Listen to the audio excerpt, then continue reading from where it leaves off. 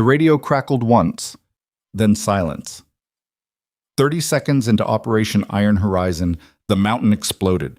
When the smoke cleared, Captain Vivian Cross was gone. No body, no signal, just blood on frozen rock and a crater where the ridge used to be. Her team didn't stop fighting. They couldn't afford to. But the word spread from operator to operator through the screaming blizzard like a wound that wouldn't close. Our captain is dead. And every man who heard it felt something crack behind his ribs. If you've never subscribed to this channel, do it right now. Because this story is the kind that doesn't let you breathe until the very last second. Hit like, drop your city and country in the comments below so I can see exactly how far this story has traveled.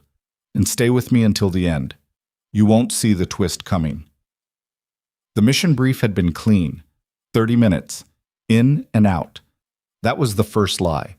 Operation Iron Horizon had a single stated objective: extract a downed reconnaissance pilot from Valkor Ridge before enemy forces could reach him. The pilot, call sign Greyhound, had gone down 41 hours earlier after his surveillance aircraft clipped a ridgeline in zero visibility weather. He was alive, transmitting on an emergency beacon and running out of time. The window for extraction was narrow. The weather was closing. Command wanted it done before dawn. The team assigned to the mission was Ghost Element, 8 operators from a special operations unit whose name didn't appear on any public roster. They were good, better than good.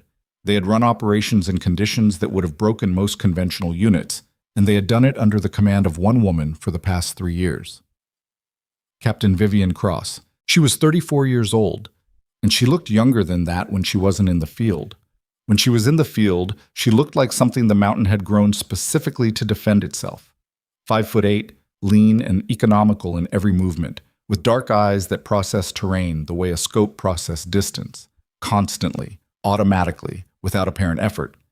She had qualified as a sniper at 22, completed the program's second in her class, and then spent the next 12 years making the man who'd finished first look like he'd gotten lucky. She didn't talk much. When she did, it was worth listening to. Intel says the pilot is grid reference November Kilo 74, she said during the final brief, 6 hours before insertion. The operations room at Forward Operating Base Kestrel was cold enough to see breath. 8 faces looked at the terrain map spread across the table. He's been stationary for 11 hours. That's good and bad. Good because he hasn't been captured yet. Bad because if he's not moving, he's either too injured to move or he's already being watched. Lieutenant Ethan Brooks, Ghost Element's second in command and the closest thing Vivian had to a mirror for her own strategic instincts, leaned over the map with a red light pen. Approach routes? 3 viable. Western slope is fastest, but it's exposed above the tree line for 600 meters. Northern draw puts us in the valley, but adds 40 minutes and runs us through a natural choke point. She tapped the map. We take the eastern face. It's technical climbing for the first 400 meters, but once we crest the secondary ridge, we have concealment all the way to the beacon coordinates. And if the weather deteriorates before we reach the pilot, then we adapt. She looked up. Questions? There were none. That was typical. Not because Ghost Element was incapable of asking questions, they were smart enough to ask very good ones, but because Vivian's briefs were thorough enough that the questions answered themselves before anyone could voice them. That should have been enough. It wasn't. The blizzard hit them 3 hours into the climb. It hadn't been on the weather forecast, or rather, the forecast had shown a 40% chance of deteriorating conditions after 0300, which any experienced mountain operator would interpret as bring contingencies. What it hadn't forecast was the speed of it. The storm came in from the northwest at 30 miles per hour and brought visibility down from 200 meters to 40 in under 8 minutes. Ghost 1 to all elements, close interval, maintain voice contact, radio discipline on the primary. Vivian's voice through the earpieces was flat and businesslike. We keep moving. Ethan pressed into the rock face beside her, ice forming on his eyebrows. Visibility's gone. We should stop and dig in. The pilot doesn't have time for us to dig in. We also don't have time to fall off a mountain. She turned to look at him. Even in whiteout conditions and storm gear, there was something in her expression that shut down argument. Not hostility, just absolute certainty. The kind that came from having been right so many times in exactly these circumstances that doubt had simply stopped presenting itself. Sergeant Holt on point, 10-meter spacing. We move to the secondary ridge and reassess. She clicked the radio. Ghost 2, Ghost 3, confirm. Ghost 2, copy. Ghost 3, moving. They moved. 40 minutes later, they crested the secondary ridge. The explosion came from below. Later, days later, when Ethan finally tried to reconstruct the sequence of events in his head, he would never fully be able to explain the order of what happened. His mind kept fragmenting it into still images rather than coherent motion. The orange bloom against the white, the physical concussion of overpressure against his chest, the sound arriving half a second after the light because that's what physics does regardless of what you need. What he knew for certain was this. Captain Vivian Cross had been moving along the ridge crest approximately 15 meters behind the main element to provide rear security when the explosion occurred. The ridge beneath her collapsed outward, not downward, outward, like something beneath the rock face had detonated rather than something on it. It took the section of ridge she was standing on and turned it into a 30-meter section of sheer falling debris. He spun back. The ridge where she'd been standing was gone. Just gone. A ragged scar in the mountain face, already filling with blown snow. Ghost 1. His radio hand was moving before his brain caught up. Captain Cross, check in. Ghost 1, this is Ghost 6, respond. Nothing.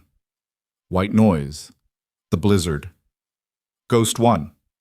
He was moving toward the edge before anyone could stop him, dropping to his stomach, looking over. Darkness and falling snow and the sound of debris still clattering somewhere far below. Ghost 1. Respond. Sergeant Dara Holt grabbed his arm. She was Ghost Element's breacher, 6 years in service, methodical and nearly unflappable. But her grip was tight enough that Ethan could feel her urgency through 3 layers of cold weather gear. Lieutenant, we're taking fire. He hadn't heard it over the wind. Now he did. Rifle fire. Disciplined, suppressed, coming from the northern slope. Not random. Someone was shooting at positions. Someone knew where they were. Ethan looked back at the ruined ridge one more time. He said nothing. There was nothing to say. Pull back to the secondary rally point, he said. His voice came out steady. He didn't understand how. Bound in cover. Move. The word spread the way bad news always spreads in small units. Not through announcement, not through any formal communication, but through the spaces between words and the silences where words should have been.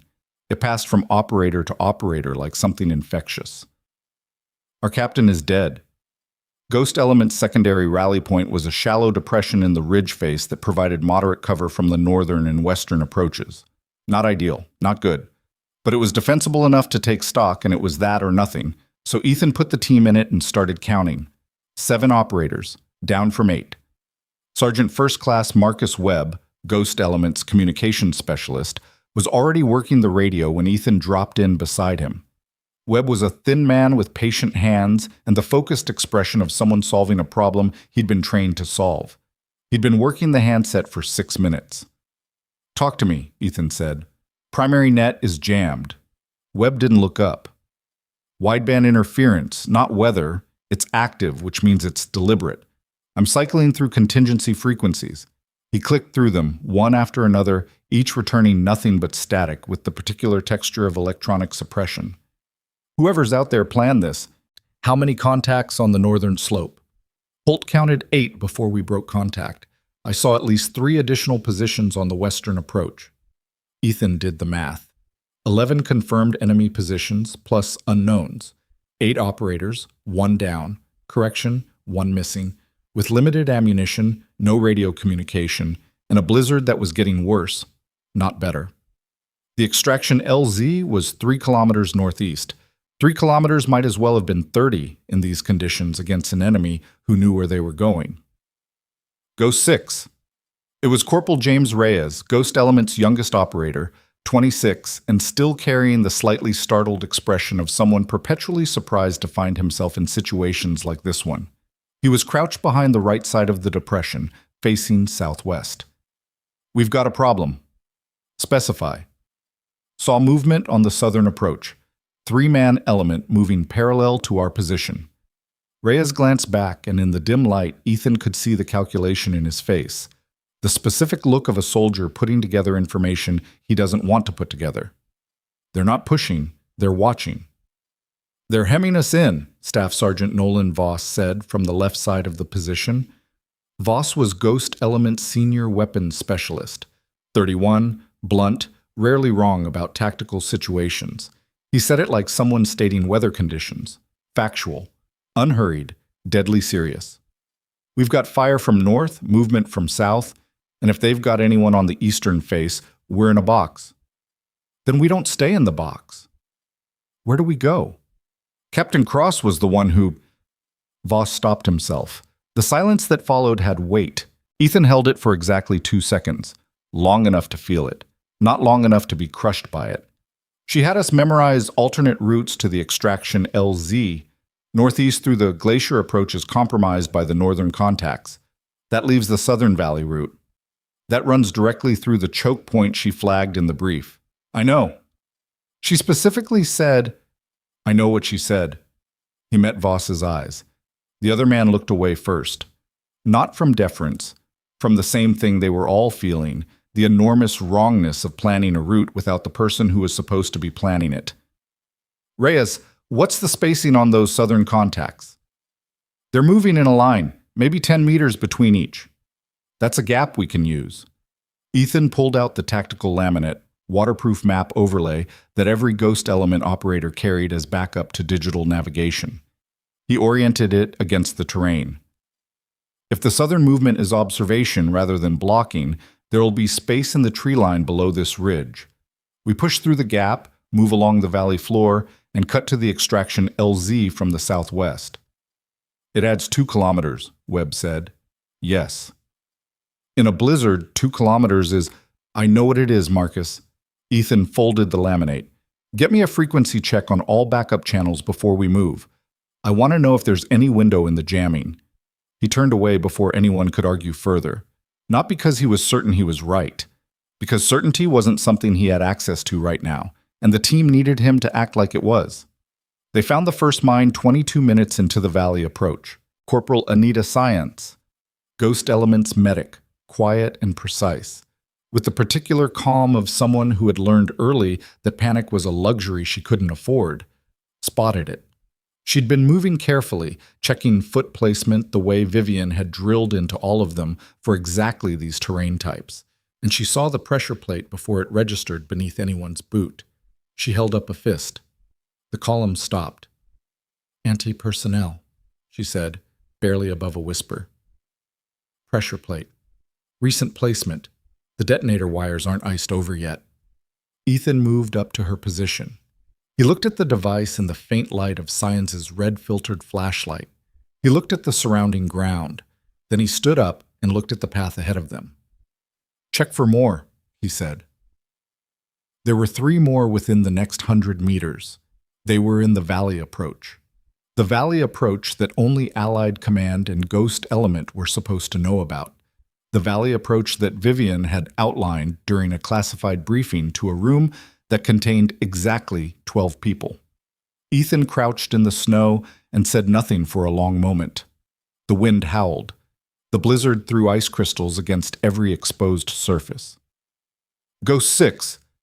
Voss came up beside him. The big sergeant's voice was low. "These mines weren't placed before we arrived. The detonator wires are too fresh. Someone put these here knowing we'd change routes." "I know." "That means whoever's running the opposition knew we'd be driven to this approach." "I know." "Which means our communications were compromised before we even inserted." "Voss." Ethan looked at him. "I know." The implications hung between them like smoke. If the enemy had known their primary route well enough to detonate a charge under Vivian's position, and if they'd preceded this alternate route with mines that assumed Ghost Element would use it as an escape option, then the intelligence leak wasn't an intercept. It wasn't a compromise during transmission. It was someone who had seen the entire operational plan before they ever left Kestrel. Someone in the briefing room. 12 people. Ethan got to his feet. He pushed the thought into a compartment and sealed it. Later. Right now, there was a minefield to route around and 11 confirmed enemy contacts and a team of 7 with limited ammunition in a blizzard that was still building in intensity. "We go around," he said, "wide around, off the marked path, which means we're breaking trail. Double interval, no noise. Science, you're on point. Anyone sees anything that looks placed, stop and mark it." "Affirm," Science said. They began moving again. Behind them, somewhere in the storm, something that sounded like a single rifle shot echoed off the ridge walls. Nobody stopped. Nobody looked back. 2 hours into the valley traverse, Corporal Tomas Guerrero went down. He didn't make a sound when it happened. Or if he did, the blizzard ate it. One moment he was moving in the column, and the next moment he was down in the snow, and the next moment Science was on him before anyone else had fully processed the transition. "Contact south!" Reyes hit the ground and was facing that direction before the word finished leaving his mouth. Voss was already behind a rock outcropping, scanning. "I don't see a shooter," Voss said. "Could be a ranging shot." Science was cutting through Guerrero's cold weather trousers. Her hands were methodical. Her face gave nothing away. "GSW, left thigh. Through and through. I don't think it hit the femoral." She looked up, making eye contact with Ethan. "I need to pack this and tourniquet. He can walk, but he can't carry his own weight." "How long?" 3 minutes. "You've got 2. Ethan moved to Reyes's position. "Where did the shot come from?" "South Ridge, but I can't." Reyes shook his head. "There's no way they had a clean angle on us through this visibility. Not at that distance." "They have thermal," Webb said from the left. He said it flatly, like it was obvious, because it was. "They're running thermal optics. The blizzard hides everything except our body heat." That changed the calculus entirely. Concealment behind terrain would still work. Rock, ice, the terrain features themselves.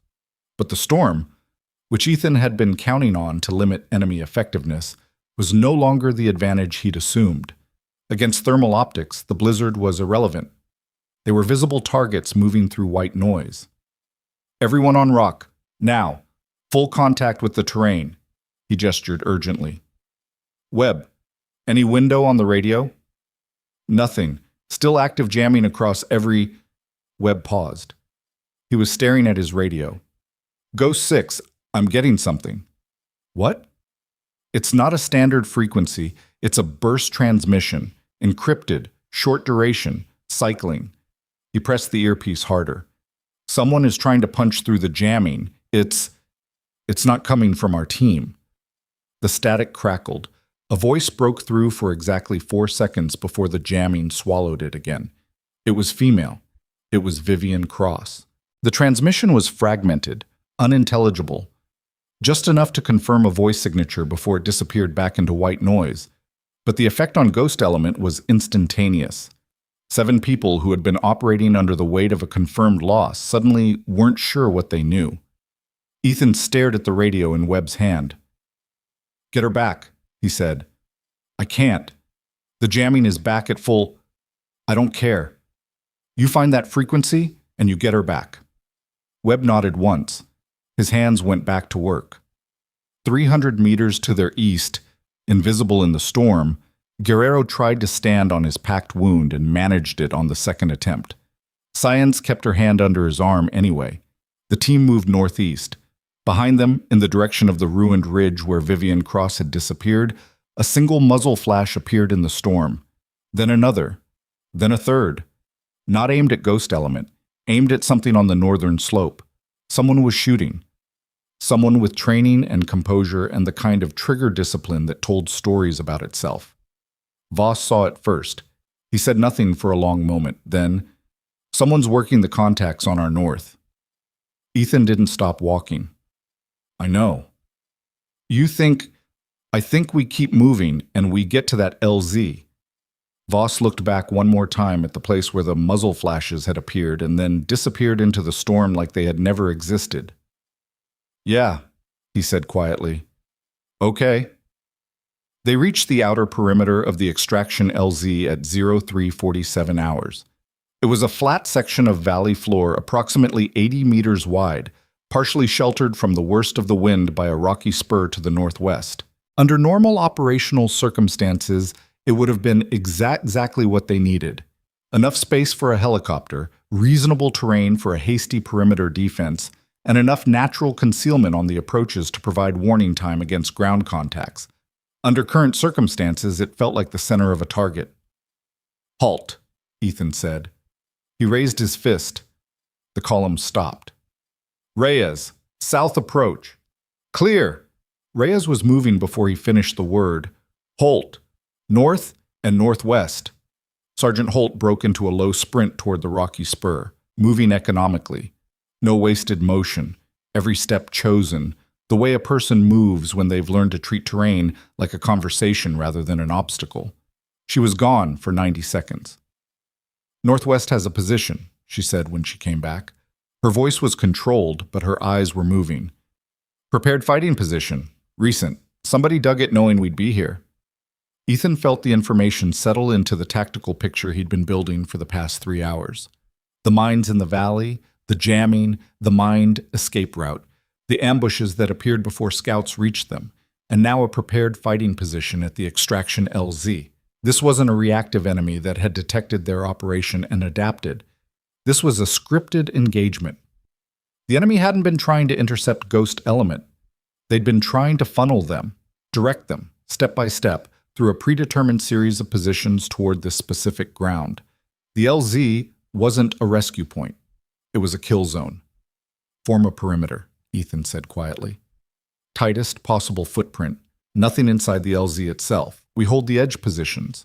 Nobody crosses that open ground until I say."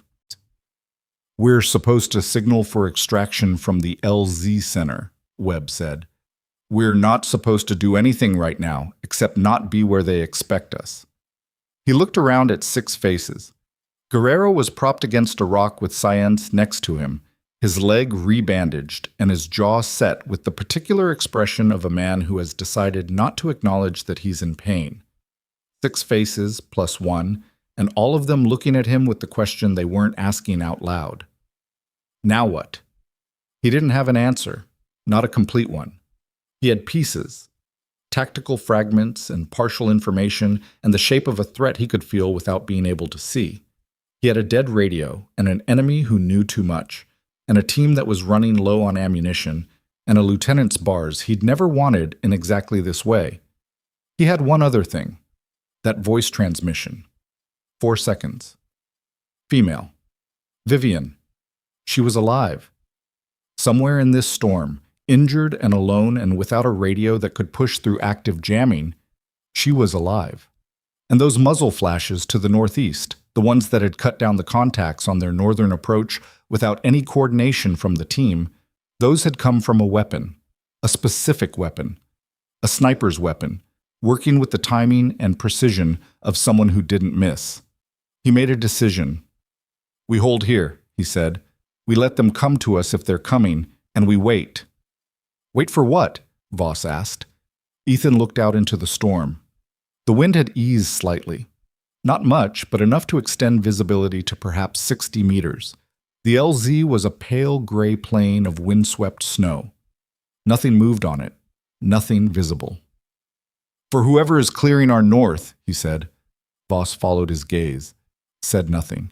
Around the perimeter of the extraction LZ, in the dark and the cold and the screaming, diminishing wind, Ghost Element waited. 20 meters to Ethan's right, Reyes had his rifle up, scanning. 20 meters to his left, Holt was motionless against the rock spur, watching the northwest. Webb was cycling through frequencies with quiet persistence, searching for a signal that might not come. The blizzard continued its slow, grudging retreat.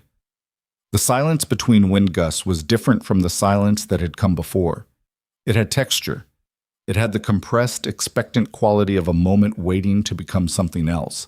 Then, out of the white, from the direction of the northern approach where 14 minutes ago, enemy fire had been harrowing their position, 3 figures emerged. Ethan's rifle came up. 2 of the figures were dragging the third between them. No! One figure was walking under her own power, and she was dragging something, someone, a 4th shape, bound at the wrists, stumbling. He lowered the rifle. He lowered it because even at 60 meters, even through the snow and the dark and 3 years of training that said, you don't make assumptions about shapes in bad visibility, he knew. He knew the way she moved, the economy of it, the absolute refusal to waste a single step.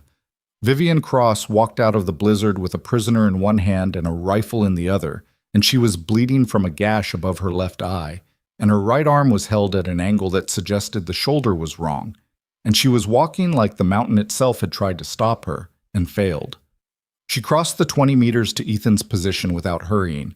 She looked at the team, 7 faces staring at her like they were seeing something the laws of physics had forgotten to prevent. She looked at Ethan. "Report," she said. He stared at her for 1 second. 2. "We're holding the LZ perimeter," he said. His voice was steady. He was proud of that. 14 confirmed contacts down. 3 from our own engagement. 11 from unknown shooter activity on the northern approach. Guerrero has a through-and-through GSW to the left thigh, ambulatory. Science packed it. Radio is jammed, active interference. LZ has a prepared enemy fighting position on the northwest spur. He paused. "We thought you were dead." "I know." She looked past him at the LZ. "That fighting position. How many?" "We haven't confirmed. Holt found it, but we didn't want to probe it without—" "Forget the position. What do you know about the LZ itself?" "It's a trap. They herded us here." "Yes." She finally looked back at him. Her eyes were the same as they always were. Processing, measuring, already 3 steps ahead of the conversation. "I know who sent them." The prisoner stumbled and nearly fell. Vivian caught him without looking, one-handed, by the collar. Ethan looked at the man.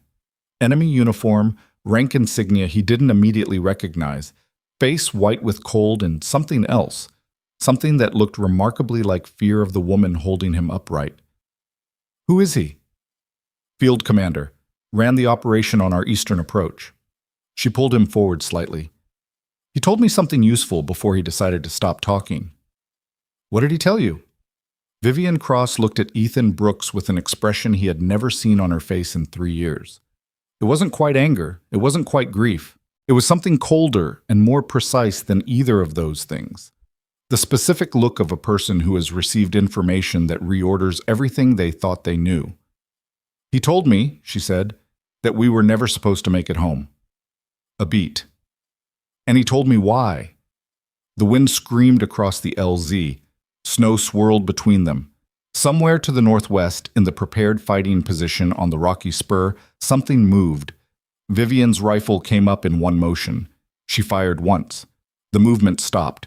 She lowered the rifle. "We need to move," she said. "Now. And whatever you think you know about who authorized this mission," she met his eyes. "Forget it. Because the authorization and the betrayal came from the same place." Ethan stared at her. She was already moving toward the perimeter, pulling the prisoner with her, and the team was closing in around her with the instinctive magnetism of operators who had just had their anchor returned to them. He stood in the snow for exactly 1 second. Then he followed. The prisoner's name was Commander Ilan Sorik, and he had stopped trying to walk on his own approximately 40 seconds after Vivian Cross decided she was done being patient with him. She was dragging him now. Not roughly, just efficiently, one hand locked on the back of his collar, the way you might drag a duffel bag that had inconveniently developed opinions about where it wanted to go. Sorik was a broad-shouldered man in his late 40s with the kind of face that suggested he was accustomed to being the most dangerous person in any given room. He did not look accustomed to this. Vivian moved him to the center of Ghost Element's perimeter and put him on the ground. "Sit," she said. He sat. She looked at the team, all 7 of them arranged in a loose arc, watching her with the particular expression of people who have recently revised their understanding of what's possible. Webb had his radio out. Science was next to Guerrero, one hand resting on his shoulder in the unconscious way of someone monitoring a patient without making it obvious. Reyes hadn't lowered his rifle. Voss had his arms crossed and was looking at Sorik the way a man looks at something he'd like to understand before he has to decide what to do with it. Ethan stood 2 meters from Vivian. He was watching her right shoulder. The angle was wrong, had been wrong since she walked out of the storm. It was the kind of wrong that a combat medic would call a dislocation, and most people would call excruciating, and she was carrying it without any visible acknowledgement that it existed. "You need science to look at that shoulder," he said. "I need you to listen to what I'm about to tell you." She turned to face the full team. "We don't have much time, and some of what I'm going to say is going to be difficult to hear, so I need everyone to hold their reaction until I'm finished." Nobody spoke. The wind had dropped to something that was merely cold, rather than actively murderous. In the relative quiet, the distant sound of movement on the northern slope was more audible than it had been. Not imminent, not closing, but present.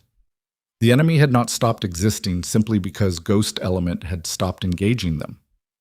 "The mission was a setup," Vivian said. "Not a compromised operation. Not an intelligence failure. A deliberate, pre-planned setup. The pilot, Greyhound. I don't know if there is a pilot. The beacon coordinates were real enough to pass targeting analysis, but Sorik told me the beacon signal was generated from a ground asset, not an aircraft. There was never a rescue to perform."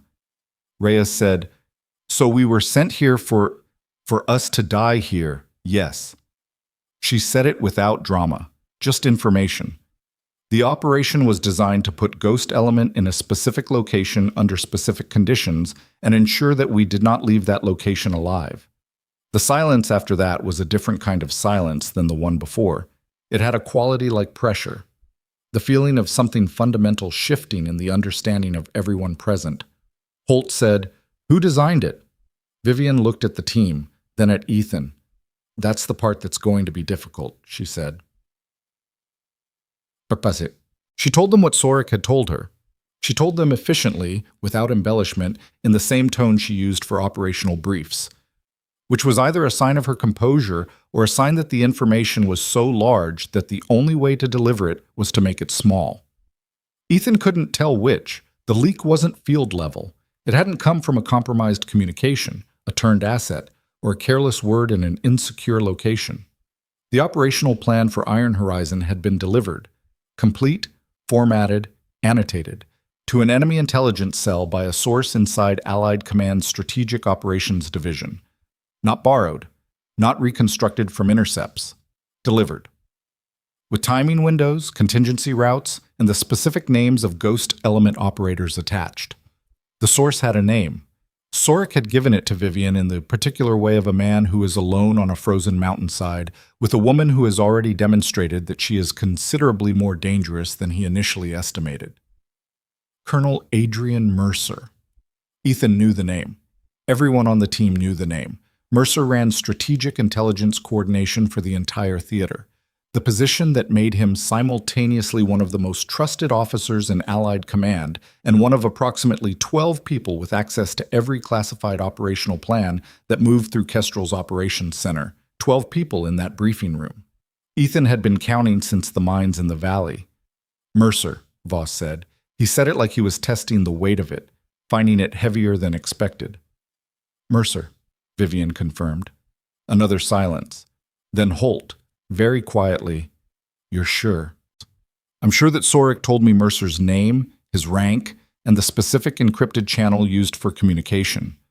I'm sure that the operational details Sorik described, timing, routes, contingency plans, match our actual brief in ways that could not have been reconstructed from field intelligence alone. I'm sure that the mines in the valley approach were placed on a route that was only discussed during the classified brief at Kestrel." She paused. "I'm not sure of anything else until I can verify it, but right now, that's what we have." Reyes sat down heavily in the snow. He did it without apparent decision, like his legs had voted independently. "So Mercer sold us." "That's what the evidence suggests. And the rescue aircraft?" "Will be whatever Mercer authorized." She finally acknowledged the shoulder. Not by doing anything about it, but by shifting her weight slightly to the left, which is why we need to be very careful about what we signal and when. Ethan had been thinking about that since she said Mercer's name. If Mercer controlled the communications environment, and active jamming across their entire frequency range suggested exactly that kind of resource commitment, then any signal Ghost Element sent for extraction could be intercepted, rerouted, or used to direct a hostile element to their position. They would be calling for rescue from the man who had arranged their deaths. "We can't use standard extraction protocol," he said. "No. We can't use any protocol that runs through Kestrel's coordination channel." "No." "Then how do we get out?" Vivian looked at him for a moment. It was the kind of look that in another context might have meant something personal. The look of someone deciding how much to say and in what order. Then she reached inside her outer layer and produced something that Ethan hadn't seen her carrying before. It was a radio, not a standard military handset, smaller, with a different antenna profile, the kind of device that didn't appear on any standard Ghost Element equipment manifest. "Where did you get that?" Holt asked. "Sorik had it." "That's an enemy. It's a long-range burst transmitter on a civilian frequency band. The jamming is targeted at military tactical frequencies. This operates outside that window." She turned it over in her hand. The shoulder angle shifted again. Ethan watched her not react to it. "If I can get a message out on this, there are people at the regional coordination level, outside Kestrel's chain, who can authorize an extraction without going through Mercer." "You have contacts at regional coordination?" Voss asked. "I have one contact." She said it in a way that didn't invite follow-up questions. "It may be enough." Guerrero shifted against the rock, resettling his wounded leg. He had been quiet since they'd moved him to the perimeter. Now he said, "And if it's not enough?" Nobody answered him. The question didn't have an answer that would help. Vivian was already working the transmitter. The message took 4 minutes to compose and transmit, because the burst protocol required encoding, and the encoding required a cipher that Vivian carried in her head rather than in any document. She did it with one functional arm, which meant she did it slowly and with the particular concentration of someone who cannot afford to make a mistake and knows it. While she worked, Ethan reorganized the perimeter. The LZ couldn't be their position indefinitely. The prepared fighting position on the northwest spur had gone quiet after Vivian's shot, but quiet didn't mean empty. It meant they couldn't see what was there, which was its own kind of problem. The southern movement Reyes had identified earlier had also gone quiet, which in Ethan's experience meant either that the element had pulled back or that it had found a position and was waiting. Neither option was comfortable. "Voss," he said quietly, moving to the senior sergeant's position. "Walk me through the ammunition picture." Voss didn't consult anything. He carried the numbers in his head the way he carried most operational data. Immediately accessible, precisely sorted. Team total, approximately 240 rounds of primary caliber. 47 rounds of pistol across 4 operators who are still carrying sidearms. 3 fragmentation grenades. Holt has 2, I have 1. Science has her medical kit and a knife. No ammunition for primary. Guerrero is non-effective for movement under fire. Has 60 rounds left. 240 rounds for 6 effective operators against an enemy of unknown size that had already demonstrated the capability to predict their movements and pre-position in depth. Against a static defensive position, it might have been workable. Against a prepared ambush with thermal optics, it was a problem. "We're going to need to be very selective," Ethan said. "We're going to need to not still be here in 40 minutes, Voss said. "I know. Because they know where we are, and every minute we stay stationary is a minute they're moving." "I know, Voss. I know." Ethan looked at him. "Help me think through the LZ problem. If we can't signal for extraction through standard channels, and if Vivian's contact comes through, we're going to need a landing approach that doesn't compromise the aircraft. What's the best defensive configuration for this ground?" Voss looked at the LZ. He was quiet for a moment, the productive quiet of a man doing rapid terrain analysis. "The northwest spur is the problem. It has elevation advantage over the LZ. Anything landing in that open ground is exposed to fire from the spur for the entire approach and touchdown sequence. Can we clear it? With what we have? Maybe. But it advertises our position and burns ammunition we may need. Then we need eyes on it first. Holt stays on the north approach." Ethan made the decision while saying it. "Reyes and I take the spur. Quiet approach, confirm what's there, clear it, if we can do it without starting a full engagement." Voss absorbed this. And if it's more than 2 people can clear quietly, then we come back and plan differently. It wasn't a satisfying answer. Voss accepted it anyway, which was one of the things that made him valuable. He understood the difference between a perfect plan and the best available one, and he didn't waste energy on the gap between them. Ethan moved to where Vivian was finishing the transmission. She looked up as he crouched beside her. The cut above her eye had stopped bleeding actively, dried blood tracking down her left temple and jaw in a line that the cold had preserved like something set. Her face was pale in the way of blood loss and temperature, but her eyes were clear. "Message is out," she said. "I don't know when I'll get a response. The protocol is burst and wait. I transmit, they acknowledge when they can without risking their own communication security. Best case timeline? 20 minutes to 2 hours. We may not have 2 hours." "I know." He studied her for a moment. "What did you do out there? Between the ridge and finding us? There were engagements on the northern approach. At least a dozen contacts dropped before we reached the LZ." She was quiet for a beat, the kind of beat that wasn't hesitation, more like a person deciding how much the question actually needs answering. "I found an elevated position," she said. "I worked the northern contacts to keep them off your route." She looked at the transmitter in her hand. Sorek wasn't cooperative at first. That took some time. Ethan looked at the field commander sitting in the snow 8 meters away. Sorek's wrists were bound with paracord. He was watching Vivian with an expression that was difficult to categorize. Not quite fear, not quite respect, something that existed in the specific space between those two things. "He told you everything?" "He told me what he needed to tell me to make the situation stop." She set the transmitter down carefully. "People generally do." Ethan sat with that for a second. Then, "I'm taking Reyes to clear the northwest spur. Watch the perimeter?" "Yes." She started to push herself to her feet. The shoulder moved wrong. She stopped, reset, and stood using the left arm as the primary lever, adapting without acknowledging. "I'll have Science look at this when you get back." "You'll have Science look at it now." She looked at him. "You're the senior officer, and I need you functional," he said. "Science, now."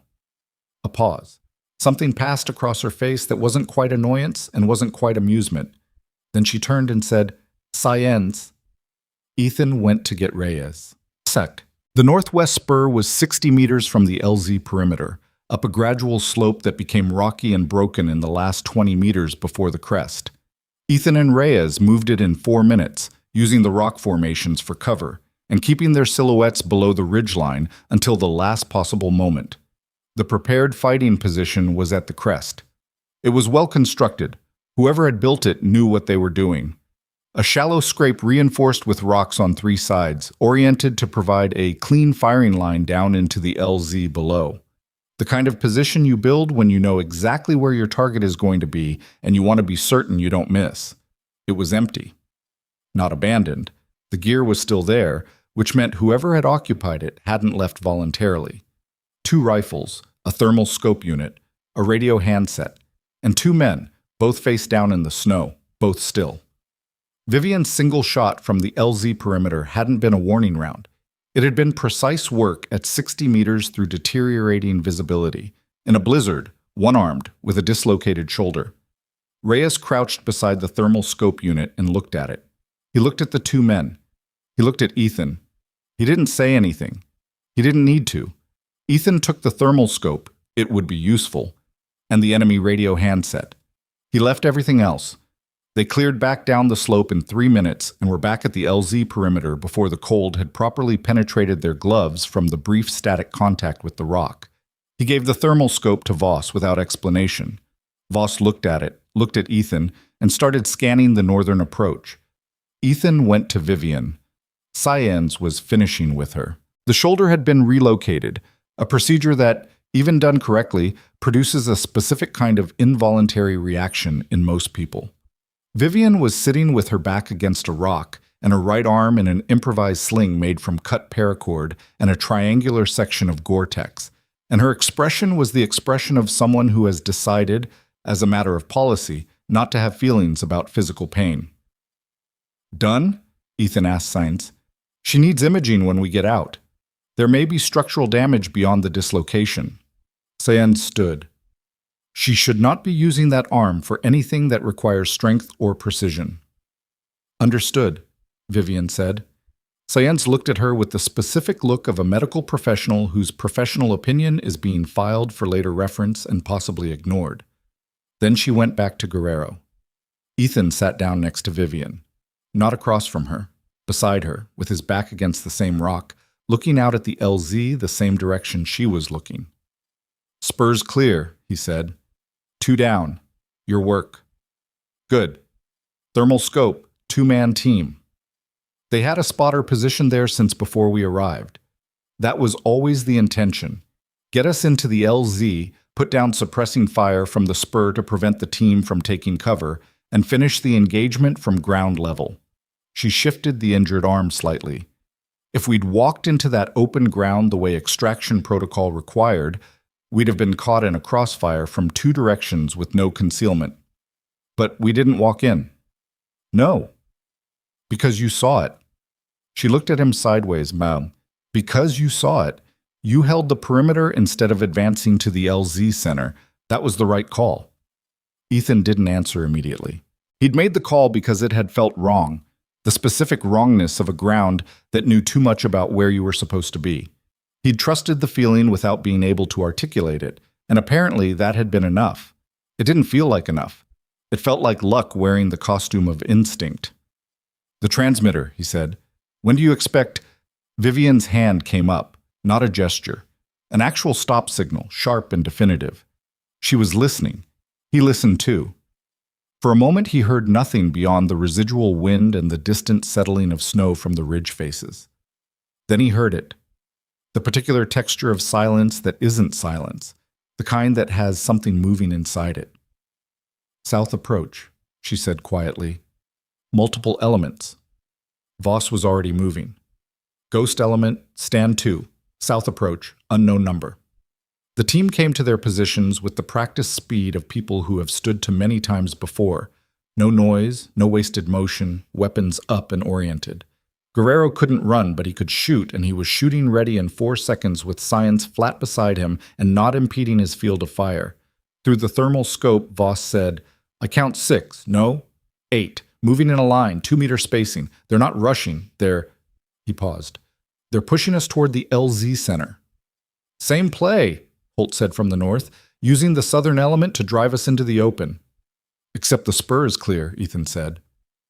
They don't know that, Vivian said. She was on her feet, rifle in her left hand, the sling making the right arm immobile. She was already calculating. He could see it in her face, the particular stillness of a mind running fast behind a still exterior. They're going to push from south, expect suppression from the spur, and close from north once we're in the open. 3-axis engagement, Voss confirmed. Coordinated. Probably on a timer. The southern element triggers, the spur opens fire, the northern element moves. She looked at the LZ. Except the spur is quiet, which means when the southern element pushes, the spur doesn't respond. And whoever is running this operation has to adjust in real time. An adjustment takes communication, Ethan said. And communication takes time. Which gives us a window. She turned to him. 30 seconds, maybe 45, between the moment the southern element realizes the spur isn't responding and the moment the northern element gets redirected orders. 30 seconds. Against 8 contacts pushing from the south and an unknown number on the north. Ethan ran the numbers. He didn't like them. He ran them again and still didn't like them. Then he made a decision anyway. Voss, Holt, north faces. Hold what we have. He looked at Reyes and Webb. South with me. We're not waiting for them to push. Webb said, We're going to them? We're going to them. Reyes checked his magazine. It made a sound like a question answered in a language nobody else spoke. Vivian said, Go 6. Ethan turned. She was looking at him with an expression that contained several things simultaneously. Something that was almost caution, and something that was almost the opposite of caution, and underneath both of those things, something that looked remarkably like trust. 8 contacts, she said. 2-meter spacing in a line. They'll have a designated point man and a rear security element. The point man is the trigger. He controls the push. Take him first. I know. And Ethan. The word was quiet. She almost never used his first name in the field. He waited. Don't be a hero, she said. I need you to come back. It was the most personal thing she had ever said to him in the field, and she said it in the same tone she used for operational information, which was somehow more affecting than if she'd said it any other way. He nodded once. Then he, Reyes, and Webb moved south into the dark. What happened in the next 4 minutes would take much longer than 4 minutes to accurately describe, so the short version is this. They found the southern element before the southern element found them, because Reyes had the thermal scope, and thermal scopes don't care about blizzards or darkness, or the particular overconfidence of an enemy who believes their target is ahead of them rather than beside them. The point man went down first. The line broke apart the way a coordinated element breaks, when its coordination is suddenly severed at the front, not with panic, but with the specific functional confusion of people whose plan has assumed one set of circumstances and received a different set instead. 3 seconds of repositioning. The reorganization point was the left flank, where the line was curling to try to reestablish a coherent front. Webb hit the left flank with 2 rounds. The reorganization stopped reorganizing. What followed was close and fast and loud enough that any notion of maintaining noise discipline was gone, which meant the northern element now knew the timeline had moved. Ethan processed this while he was moving. The problem wasn't stopping the southern element. The problem was doing it fast enough to exploit the window before the north redirected. 52 seconds from first contact to final contact on the southern approach. Not 30, not 45. 52, which was outside the window by 7 seconds, which meant the northern element had received redirected orders and was already moving. He got on the radio. Ghost 6 to element. North is moving. Holt, Voss, report. North is moving, Holt confirmed. Her voice had the clipped quality of someone actively engaged. I count 5. They're pushing fast. Hold them. Holding. Ethan was already running back toward the LZ, Reyes and Webb behind him. Guerrero's position was exposed to the northern approach. Science was with him, which meant 2 people in that position against 5 contacts who were now moving without the coordinated timing they'd planned on, which made them faster and less predictable. He came over the LZ perimeter at a run. The northern contacts were 50 meters out and closing, visible now without thermal because the blizzard had dropped further and the gray pre-dawn light was beginning to make shapes possible. 5 men in cold weather gear, moving in a combat spread, weapons up. Holt engaged from the left, Voss from the right. Then from behind Ethan, from a position he hadn't consciously registered because he'd been focused on the approaching contacts, a single shot. One of the 5 men dropped. Another shot, another drop. He turned. Vivian Cross was standing at the edge of the LZ with her rifle canted left to account for the unusable shoulder, left arm doing the work that both arms were supposed to do, left eye behind the scope, and she was firing with a precision that was, there was no other word for it, unreasonable. Not superhuman, not impossible, just unreasonable. The kind of thing that required not only skill, but the specific, focused fury of someone who is operating at the exact outer edge of what their body can currently do, and has decided that the body's current limitations are not relevant. 3 shots, 3 contacts. The remaining 2 broke left, and Holt had them. The LZ went quiet. Ethan stood in the snow and counted, then counted again. 8 contacts from the south, neutralized. 5 from the north, neutralized. 2 in the spur, already down. That was 15 total confirmed against a team of 7 effective operators. 6.5, accounting for Guerrero's limited mobility, with no air support, active communications jamming, limited ammunition, and a senior officer running the engagement with one arm in a sling. He walked over to Vivian. She lowered the rifle. Her left arm was shaking, not dramatically, but visibly, the specific tremor of a muscle group that has been asked to do more than its design specification allows. She observed it the way she might observe weather conditions. Noted. Filed. You were supposed to hold the perimeter, he said. I was holding the perimeter, she said. The perimeter needed those contacts removed. With a dislocated or relocated. She turned to look at him. Science relocated it. He looked at her for a long moment. She looked back. Neither of them said anything for several seconds, which was its own kind of conversation. Then the transmitter in her vest pocket produced a sound. Not loud, a short coded pulse sequence that meant nothing to anyone who didn't know what it meant. Vivian's hand went to it. She read the display. The expression that crossed her face was not relief exactly. It was more like the first exhale after a long time without breathing, controlled, measured, and containing within it the acknowledgement that there was still a great deal of breathing yet to do. My contact responded, she said. And? She looked up from the transmitter. Around them, Ghost Element was beginning the automatic process of post-engagement consolidation, checking positions, accounting for ammunition, moving to Guerrero's position. The gray dawn light was strengthening. The blizzard had dropped to something that was merely a stiff wind. In the east, the sky had changed from black to the color of old iron. Extraction is authorized, she said. Non-standard protocol. Aircraft in approximately 90 minutes operating outside Kestrel's coordination channel. 90 minutes, Ethan said. Yes. He looked at the LZ, at the team, at Sorik, still sitting in the snow with his wrists bound, watching everything with the expression of a man recalibrating his understanding of several things at once. 90 minutes, he said again. We hold what we have. She turned back to him. And then we go home. And then? She looked across the clearing at nothing in particular, or perhaps at everything in particular, the mountain and the storm and the thinning dark, and the distance between here and the warm operations room at Kestrel where a colonel with decorated service ribbons was right now doing something routine, signing papers, reviewing reports, waiting for confirmation that his problem had been eliminated. And then, she said, we have a conversation with people Mercer can't reach before we do. She said it quietly, without heat, the way you state a fact about terrain. But Ethan had worked with Vivian Cross long enough to know that when she said something quietly and without heat, it was because she had already moved past the feeling and into the execution. She wasn't angry about what Mercer had done. She was past angry. She was in the place anger goes when it gets cold and specific and starts making plans. He had never been more glad she was on his side. 90 meters away, Voss was already setting up a watch rotation. Holt was checking the northern approach. Webb was trying the standard radio channels one more time.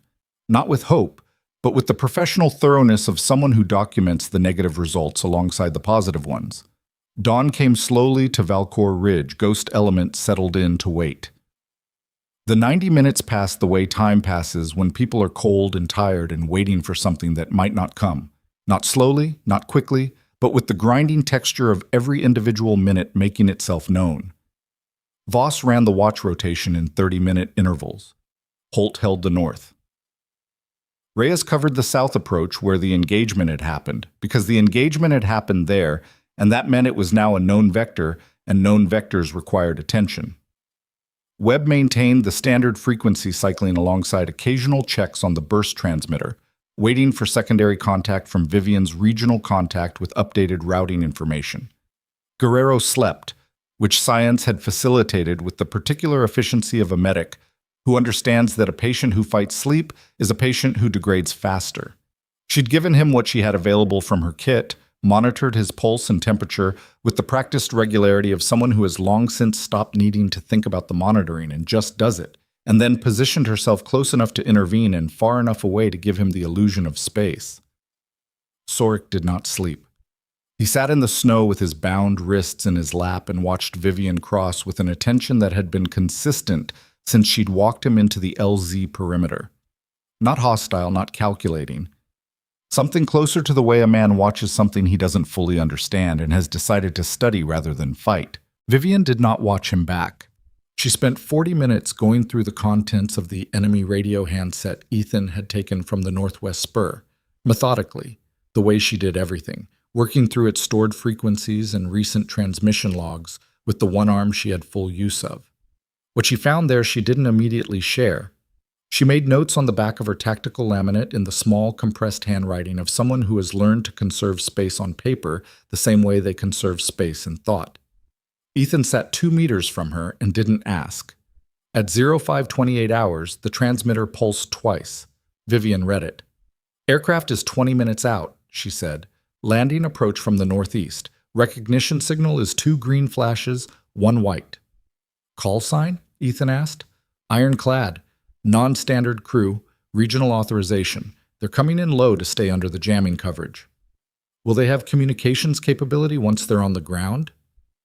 "Secured channel. Outside Mercer's net." She pocketed the transmitter. "When we board, we go direct to regional command at Harker Base. Not Kestrel." "Mercer will know the extraction happened." "Yes. He'll start moving."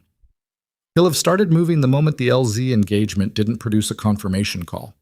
She folded the tactical laminate and put it inside her vest. "We have a window. It depends on how fast he decides to act and how fast we move." Voss, who had been close enough to hear this, said, "What exactly are we walking into at Harker?" Vivian looked at him. "People I trust." "That's a short list right now." "Yes," she said. "It is." She stood, which was a signal without being announced as one. The team read it the way teams read their commander's body language after enough shared operational time, automatically, without discussion. Weapons checked. Equipment consolidated. Science woke Guerrero with a hand on his shoulder and the quiet, specific phrase she used for the purpose. Time to move. He came awake without flailing, which was the mark of someone trained to wake into awareness rather than confusion. Ethan looked at the LZ. The dawn light was full now, pale and flat and cold, turning the snow into something that looked almost clean. The storm was done. The sky to the east was the gray-white of thin cloud cover without precipitation. In the silence left by the departed blizzard, the valley was very still. "Perimeter out 20 meters," he said. "Voss, Holt, north and east. Reyes, you're with Guerrero and Science. Webb on comms. We hold the LZ edge until Ironclad confirms on approach." Sorik said something. Everybody looked at him. He hadn't spoken voluntarily since Vivian had brought him in. "The aircraft," he said. His English was accented. Eastern European, Ethan had guessed earlier. Something Baltic. "It may not be what you are expecting." Vivian turned to face him fully. "Explain." He was quiet for a moment, the look of a man running calculations. "When your contact transmitted the extraction request, Mercer's team monitors regional coordination channels as well. It was part of the arrangement. Any contact you make outside Kestrel's net that uses regional identifiers can still be flagged." "You're saying Mercer knows about the extraction request?" "I'm saying he may." "And if he does?" Sorik looked at her with that same studied attention he'd been directing at her for the past 90 minutes. "Then the aircraft responding to your contact may not be the aircraft your contact sent." The silence after that had the particular quality of a room-temperature object suddenly becoming very hot. Not dramatic, not explosive, just abruptly and dangerously warm in a way that required immediate attention. Ethan said, "How confident are you?" "I don't know the specifics of Mercer's monitoring capability at regional level. I know the arrangement included provisions for exactly this scenario, you attempting contact outside the primary channel." He shifted his position slightly, bound wrists settling on his knees. "I am telling you what I know. What you do with it is your decision." "Why are you telling us?" Holt asked from her position. Flat, genuinely curious rather than suspicious. Sorik was quiet for a moment. He looked at Vivian. "Because I have been in this woman's company for several hours," he said, "and I have concluded that my best outcome does not involve being on the wrong side of what happens next." It was not a declaration of loyalty. It was something more honest than that, the calculation of a professional who has reassessed the odds and adjusted accordingly. Ethan respected it more than he would have respected a conversion. Vivian looked at Sorik for a long moment. Then she looked at Ethan. "We need a verification protocol," she said. "We don't have one established. We improvise one." She moved to Webb. "The recognition signal is 2 green, 1 white. When Ironclad transmits it, I want you to respond on the burst transmitter with a single pulse. My contact knows that signal means confirm crew manifest. If they can't confirm within 30 seconds, we do not approach the aircraft. And if they can't transmit back, if the jamming is still active at altitude, then we read the approach pattern. She turned back to the LZ, looking northeast where the aircraft would come from. A legitimate crew operating under regional authorization will approach along the valley floor, land at the LZ center, and hold for boarding without attempting to reposition. An asset operating under a different set of orders will want to control the geometry. They'll land short, or angle the aircraft to cover the northern approach, or they'll push to get everyone aboard before anyone has time to think. That's a lot of reading an approach from the ground, Reyes said. Yes, she said. It is. She said it the same way she said most things, without editorial, without the kind of tone that might indicate she found the situation difficult. Just the fact of it.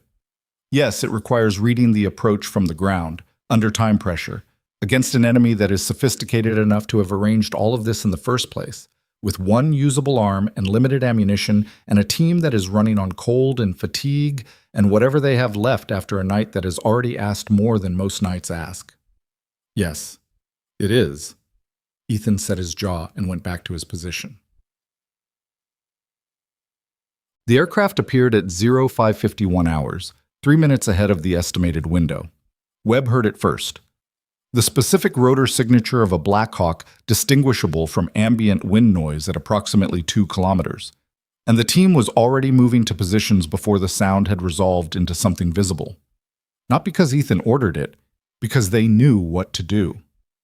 Ethan watched the approach through Voss's thermal scope, which still had battery life and gave him a heat signature profile of the aircraft as it came down the valley. He was looking for details that the approach itself would tell him: altitude, angle, airspeed, how the pilot was handling the terrain. It's following the valley floor, he said. Low and slow, consistent with a low observable approach. That's good, Webb said. Maybe. He kept watching. Recognition signal. 2 green flashes from the aircraft, a pause, 1 white. Correct sequence. Webb sent the single pulse on the burst transmitter. They waited. 22 seconds. Webb's transmitter pulsed back. 1 signal, his contact's confirmation. Crew manifest confirmed, Webb said. He exhaled, not dramatically, just a small controlled release of a breath held slightly too long. Vivian was watching the approach independently. She said nothing. The aircraft came in along the valley, slowing as it approached the LZ. Ethan watched the landing geometry. The pilot was bringing it into the LZ's center. Approach angle was consistent with standard extraction procedure. No repositioning. It's clean, he said. Wait, Vivian said. He looked at her. She was not watching the aircraft. She was watching the ridgeline to the north. He followed her gaze. The northern ridgeline was empty. Bare rock and residual snow, the pale morning light making everything flat and readable. Nothing moved on it. The contacts from last night's engagement had been neutralized, and there had been no subsequent movement from that direction. Nothing. So he was looking at nothing, at the place where there was nothing. Then he understood what she was watching for. She wasn't watching for movement. She was watching for absence of movement, for the specific stillness of something that was not there and had reason to not be there, and was not there in a way that was itself a shape. Northwest Ridge, she said quietly. Above the spur. He looked. The northwest ridge above the cleared spur position. Bare rock, snow, stillness. I don't see anything. Neither do I, she said. And I should be able to see the ventilation from a body at this temperature at this range. There should be breath vapor. He looked again. She was right. At this temperature, any person positioned on that ridge should be producing visible respiratory vapor, small but present, especially in the still air after the storm. He'd been looking for movement. She'd been looking for the signature of a hidden person who was doing everything right except that breathing is not optional. Nothing. Which meant either there was no one on that ridge, possible, probable, entirely consistent with the engagement results from last night, or there was someone on that ridge who was producing no respiratory signature, which was not possible unless the person was not breathing, which meant either they were not there or they were thermal, Vivian said to Voss. Voss swung the scope to the northwest ridge. He was quiet for 2 seconds. "I've got a signature," he said. His voice changed on the last word. The involuntary change of someone who has found what they were not hoping to find. 3 positions: Northwest Ridge, north of the spur, staggered. They're cold, low signature, probably been there for a while, dressed for thermal suppression. "How many?" "3 that I can confirm. Could be more." "They're not there for us," Vivian said. She said it with certainty and then explained the certainty. "They're there for the aircraft. A ground team finishing the job isn't efficient against a moving target, but a prepared ambush against a landing zone, against an aircraft on the ground with a team boarding it, that's the cleanup option if the ground engagement fails." Ethan processed this in the 2 seconds he had available for processing. The helicopter was on final approach. 40 meters. 30. The rotor wash was beginning to reach them, pushing displaced air across the LZ's surface in visible currents. 3 shooters with thermal suppression gear on the northwest ridge, positioned to engage an aircraft on the ground. 20 meters. "Options," he said. "Clear the ridge." She was already moving. "Now, before it lands." "We don't have time to, Voss. Reyes." She was talking while moving. "Northwest ridge.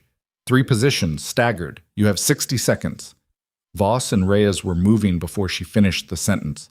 Not because she outranked them in this moment, but because the math was obvious, and there was no time for the alternative to the math. Ethan moved with them.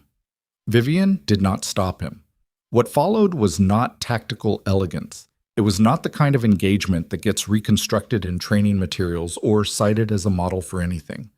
It was 3 people moving up a rocky slope as fast as their legs allowed toward positions they'd confirmed by thermal signature but couldn't see by eye, while a helicopter 30 meters below them was in the process of landing, and the people in it were in the process of being unaware that they were about to be shot.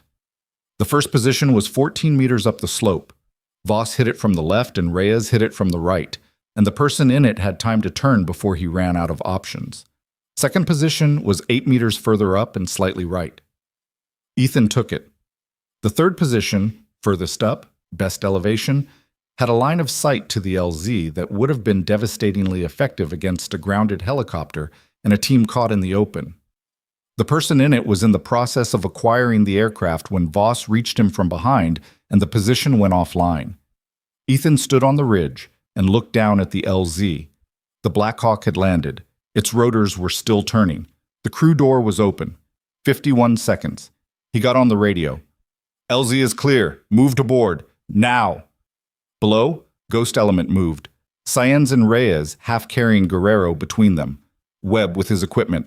Holt running a rear check that she maintained until the last possible moment before the aircraft. Sorek stood, looked at Vivian, and waited. She looked at him. Something passed between them. Not forgiveness, not alliance, just the acknowledgement of a transaction that had proven mutually functional. She gestured toward the aircraft with the barrel of her rifle. He walked. The flight to Harker Base took 37 minutes. Vivian spent most of it with her eyes closed and her back against the aircraft bulkhead, which everyone initially interpreted as rest until Sáenz checked her pulse and quietly reported to Ethan that she had a fever. Low grade, probably from the cold exposure combined with the physical stress of the shoulder, but present and worth monitoring. "She needs a hospital," Sáenz said quietly, below the rotor noise. "She knows that," Ethan said. "Knowing and doing are different." "I'm aware." He looked at Vivian across the aircraft interior. She looked like someone who was managing several things at once behind closed eyelids and wouldn't appreciate being interrupted. "Can she make it through whatever happens at Harker?" Sáenz looked at her patient with the expression of a medical professional performing a probability assessment in real time. "Depends on what whatever happens involves." "It involves talking, possibly a lot of talking." "Talking she can do." Sáenz went back to checking Guerrero's leg wound, which had remained packed and was showing no signs of the progression she'd been watching for. "Running, no. Fighting, no. Standing in a room and being difficult, probably yes." That was, in Ethan's assessment, an accurate characterization of what they needed. Sorek was seated across from Vivian, wrists still bound, escorted informally by the fact that Voss was sitting next to him, and Voss occupied more physical space than most people without being visibly aggressive about it. Sorek had said nothing since they'd boarded. He was watching the aircraft floor with the expression of a man composing something internally, testimony possibly, or the shape of his own next several years, which were going to look very different from the years preceding them. Holt was watching the crew, not with obvious suspicion, just the particular vigilance of someone who had recently learned that familiar-looking things could contain unfamiliar intentions and had recalibrated accordingly. The crew of 3 were professional and quiet and had offered water and emergency rations when the team boarded without being asked, which was either genuine operational competence or a very good performance of it. Nobody knew which for certain, and Ethan had decided that the verification could wait until they were on the ground.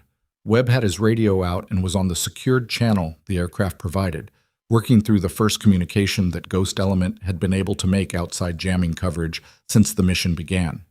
He was talking quietly, carefully, in the specific shorthand of someone transmitting information that needs to arrive in the right order and the right form. Ethan caught fragments. Confirmed hostile contact at Kestrel level. Operational compromise, pre-insertion. Physical evidence in custody.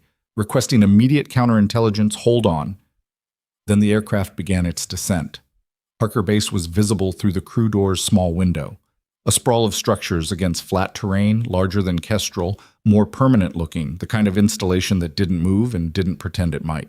The kind that had infrastructure and chain of command and people at desks who answered to people at larger desks who answered to people whose names appeared on official documents. The kind, in other words, where what happened next would stop being a field decision and start being something else. Vivian opened her eyes. She looked out the window. Then she looked at Ethan. "When we land," she said, "we're going to encounter people who have been given information by Mercer's team. I don't know what that information is. It could be a protocol hold on Ghost Element pending investigation. It could be an arrest warrant. It could be something smaller, say a request to delay, to hold for debrief, to separate the team and interview individually." Her voice was steady, but Ethan could hear the fever in it now that he was listening for it. A slight roughness, a slight cost to each word that hadn't been there before. "Whatever they say, we stay together, and we stay moving. We get to Colonel Hardin, or someone equivalent, before we stop for anything." "You know Hardin?" Reyes asked. "She knows who I am. That's sufficient." "What if there's a hold on arrival? What if they've got orders waiting?" Vivian looked at him. "Then we explain that we have physical evidence of a conspiracy to commit the murder of an entire special operations team by a senior intelligence officer, and that the evidence is time-sensitive because the officer in question is currently mobile and aware that the operation failed." Reyes absorbed this. "And if they don't listen? Then we find someone who will." She shifted the immobilized shoulder carefully. "There will be someone who will. There always is." It was said without particular conviction or emotion, just the flat certainty of someone who has navigated institutional resistance often enough to understand that it is rarely monolithic, and that the space between official positions and individual judgment is something you can move through if you know where to look. The helicopter settled onto the pad. The crew chief opened the door. Ethan went out first.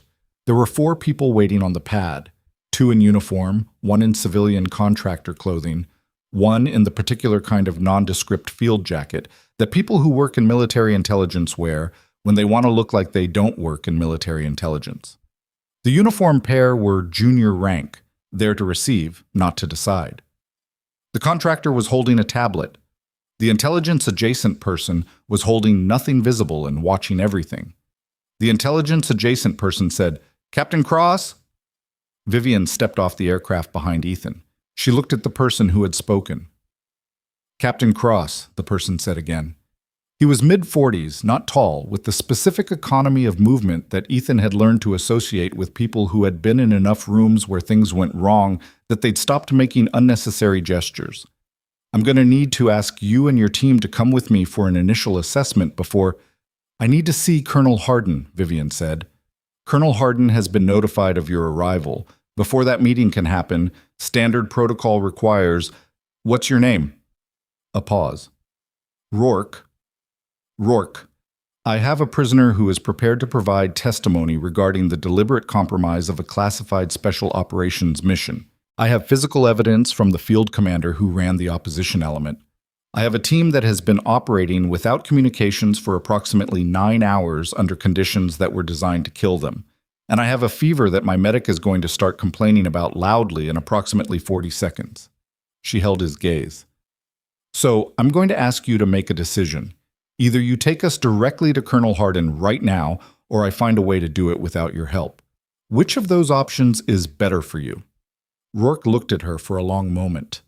The kind of look that was performing an assessment rather than expressing an emotion.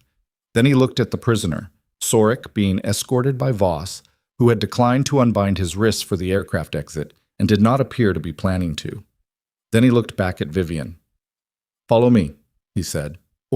Colonel Dana Hardin ran Regional Strategic Command from an office that was sized appropriately for the rank and not a square meter larger, which was its own kind of statement about the person inside it.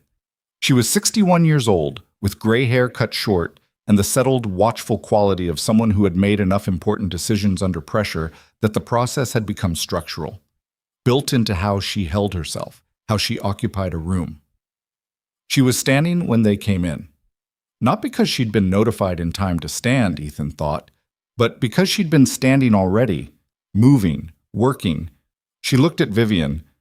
Her expression did something small and controlled that might have been relief if it had been allowed to develop further. "You look terrible," she said. "I've had a difficult morning," Vivian said. "Sit down." "I'd rather—" "Sit down, Vivian." It was said with the quiet authority of someone who has known another person long enough to use their first name as an instrument rather than a familiarity. "You can brief me while you're seated. The information doesn't get worse if you're in a chair." Vivian sat.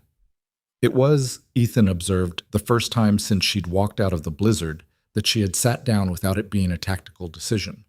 Something in the set of her shoulders changed. Not a collapse, nothing that dramatic, just the infinitesimal shift of a person who has been holding a specific posture for many hours and has been given permission to hold it differently. Ethan remained standing. So did the rest of the team, spread across Hardin's office, in the way of people who are not sure where they fit in a room that is not their room. Vivian talked for 11 minutes without notes. She covered the operational brief and its 12-person exposure, the ridge explosion, the compromised routes, the field communications jamming, the prepared ambush at the extraction LZ, Sorik's capture and his testimony, the name Mercer, and the specific details that made the attribution credible rather than circumstantial, the enemy radio handset and its stored frequencies, the attempt on the extraction aircraft, and the 3 ridge positions cleared before it could succeed.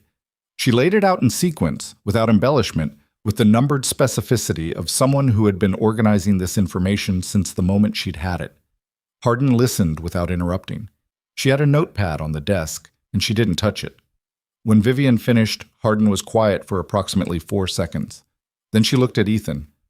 "Lieutenant Brooks." "Confirm." "Confirmed," he said. "All of it." "Your team's assessment of the mission compromise?" "Pre-insertion. The mines in the contingency route were placed by someone who knew we'd change routes under pressure. The prepared position at the LZ required prior knowledge of our extraction point. The jamming was targeted at our specific frequency band." He paused. "It was not a reactive intercept. It was a scripted operation." Hardin looked at Sorik. Sorik, for his part, met her gaze with the composure of a man who has decided what he's going to say and is waiting for the appropriate moment to say it.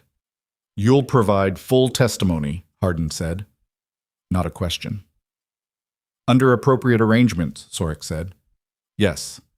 Hardin nodded once. Then she picked up the phone on her desk and made a call. She spoke for 45 seconds. The conversation on her end consisted primarily of names, times, and the phrase counterintelligence hold, immediate effect delivered in the tone of someone who is not using it as a request. She put the phone down. "Adrian Mercer is currently at Kestrel," she said. "He has been placed under a communications hold pending a security review. He does not yet know the specific nature of the review." She looked at Vivian. "That window will not stay open indefinitely. His people will find ways to communicate that the hold doesn't cover, and the moment he understands what's happening, he'll move." "How long do we have?" Vivian asked. Hours, not days. Hardin stood. I need everything you took from the field. The handset, the drive. So Rourke mentioned a drive. The drive from Sorik's kit, Vivian said. She reached inside her vest with her left hand and produced a small encrypted flash storage unit. She set it on Hardin's desk. Sorik told me it contains communications records. I haven't been able to access it. It requires a cipher I don't have. Hardin looked at the drive. Something crossed her face. The expression of a person looking at an object that is both smaller and more consequential than its size suggests. We have people who can open it, she said. I know, Vivian said. That's why I kept it. Hardin picked up the drive. She held it for a moment, just a moment, just the brief pause of a person registering the weight of something. Then she moved toward the door, pulling it open, and said something to the staff outside that Ethan didn't fully catch. She turned back. Get your team to medical, she said to Vivian. All of them, you especially. She looked at Ethan with the expression of someone transferring an implicit instruction. Make sure she goes. I'll try, Ethan said. Don't try, Hardin said. Succeed. She left.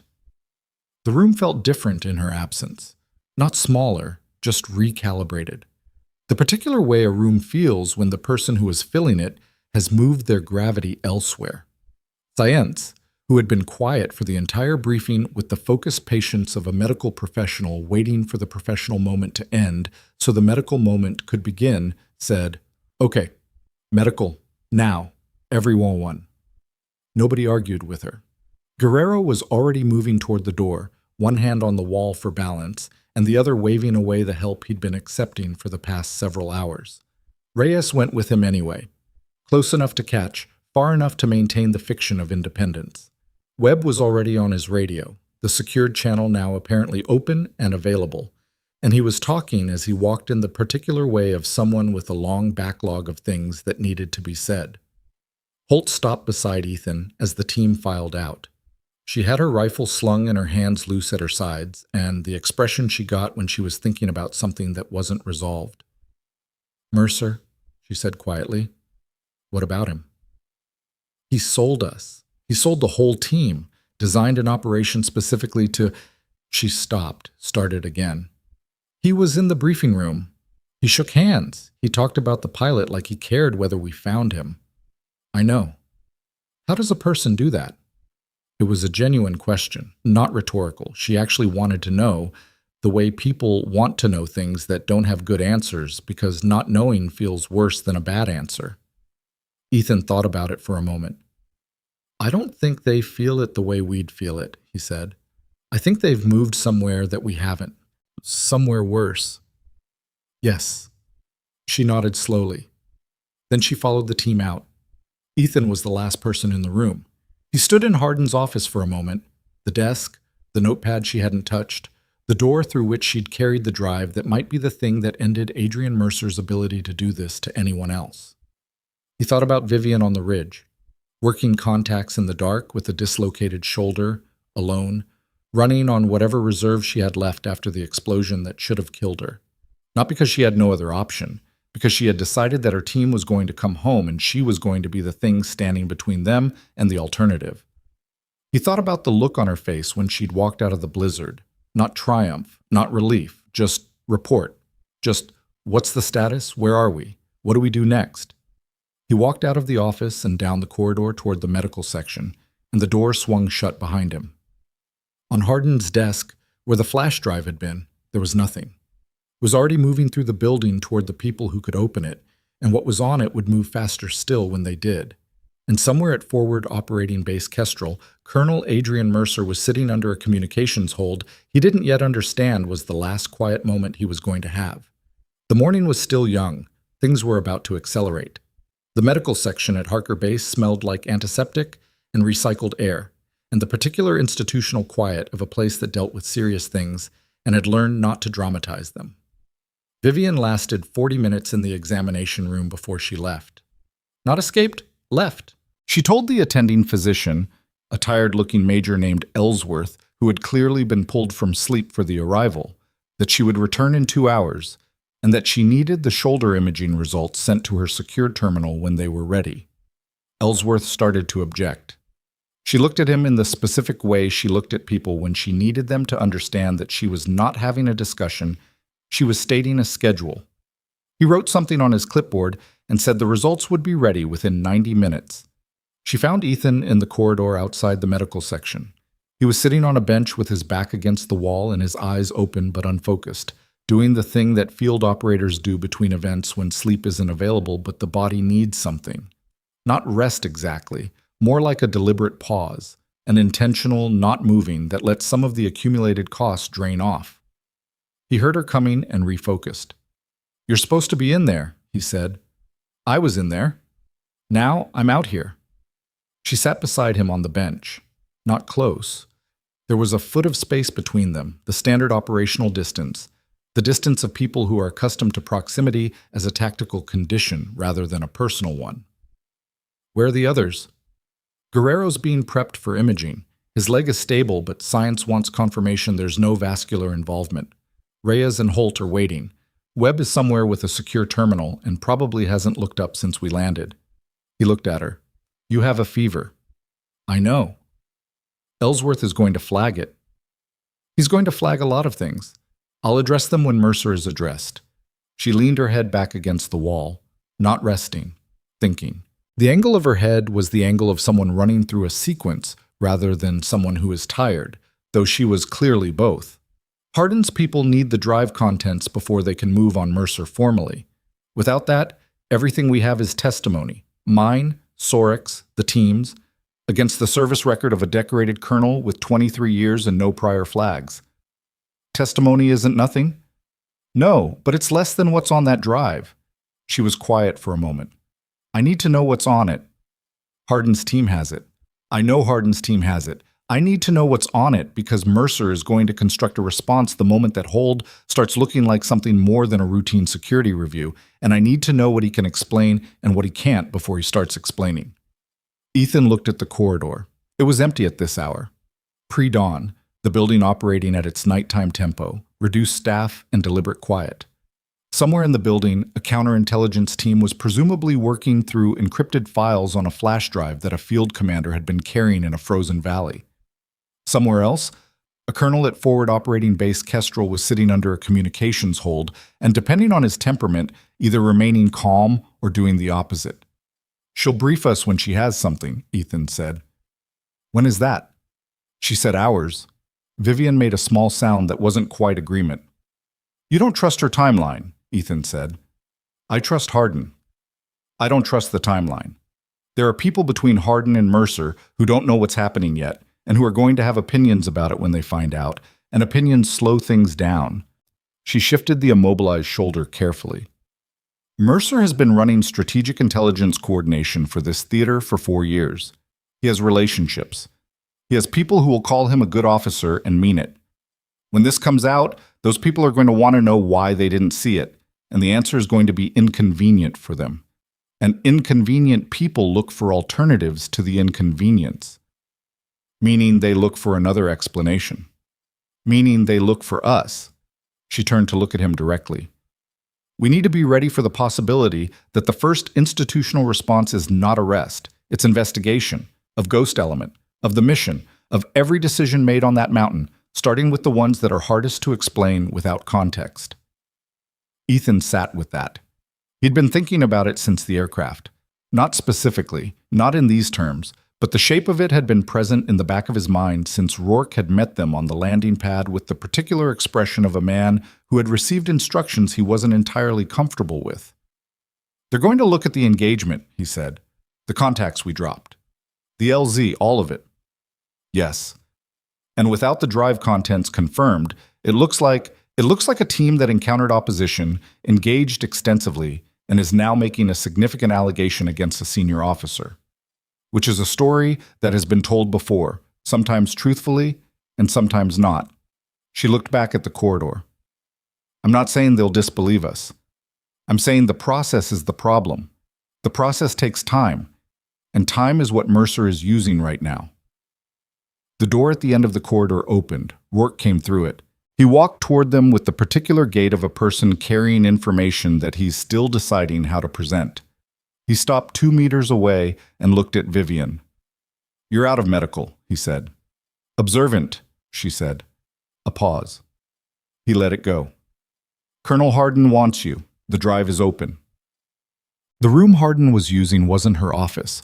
It was a smaller space, a secure briefing room, the kind with no windows and a table that had seen too many important conversations, and a whiteboard along one wall that currently had nothing on it.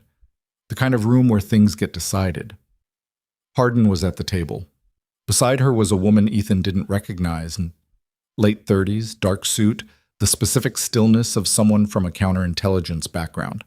Across from them, occupying the space of someone who had been brought in rather than invited, was a general officer whose name tag read Castellan and whose expression suggested he had also been pulled from sleep and was significantly less composed about it than Ellsworth had been. Brigadier General Marcus Castellan ran Allied Command's Theater Operations Division. He was Mercer's direct superior. He was also, Ethan noted, one of the 12 people in the briefing room at Kestrel. Vivian walked in, looked at Castellan, and sat down across from Hardin without her expression changing. Castellan looked at her. Something moved in his face. Not guilt, not exactly. Closer to the look of a man who has been presented with information that is reorganizing itself against his will. "Captain Cross," he said. "General," she said, "I understand you've had a significant operational experience."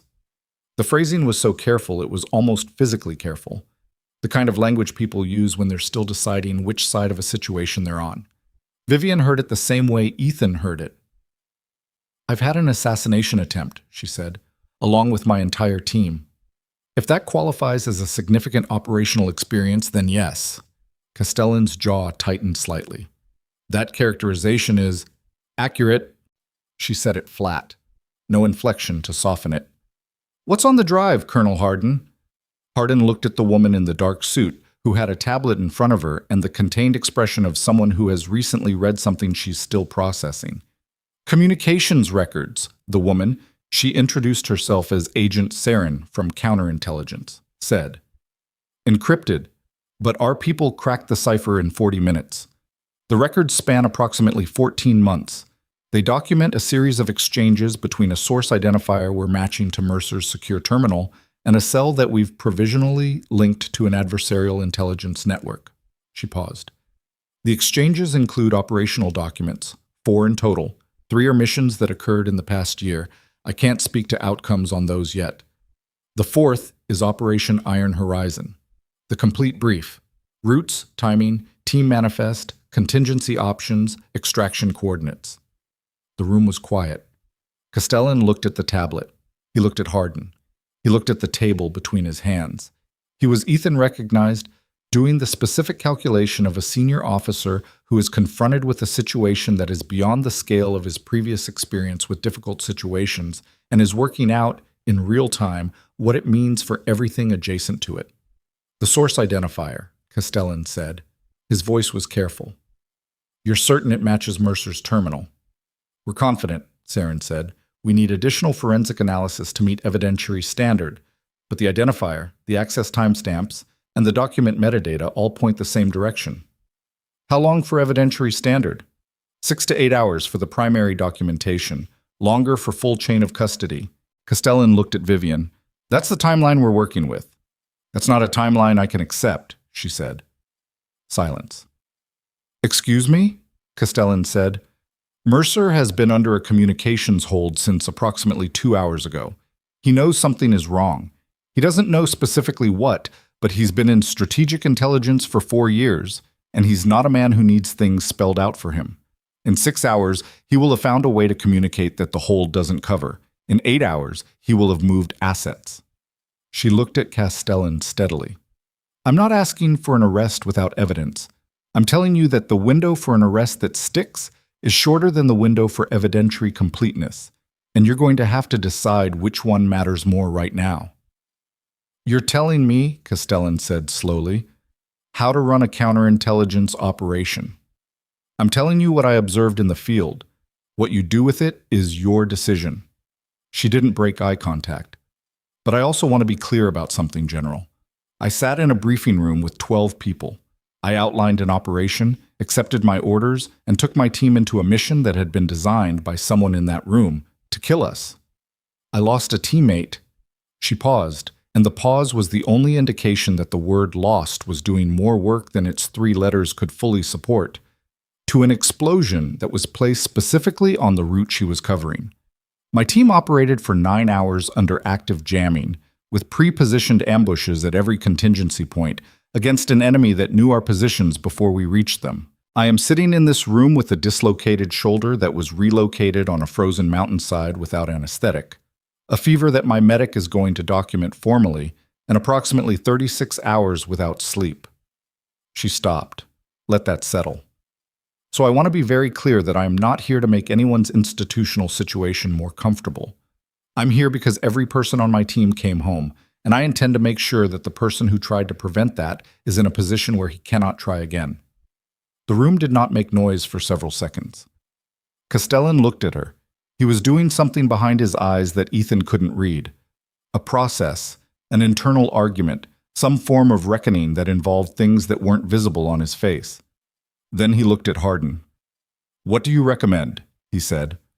Hardin, who had been silent since Vivian started speaking, said, "Escalate the hold. Restricted movement, no communications, base confinement at Kestrel pending formal counterintelligence review.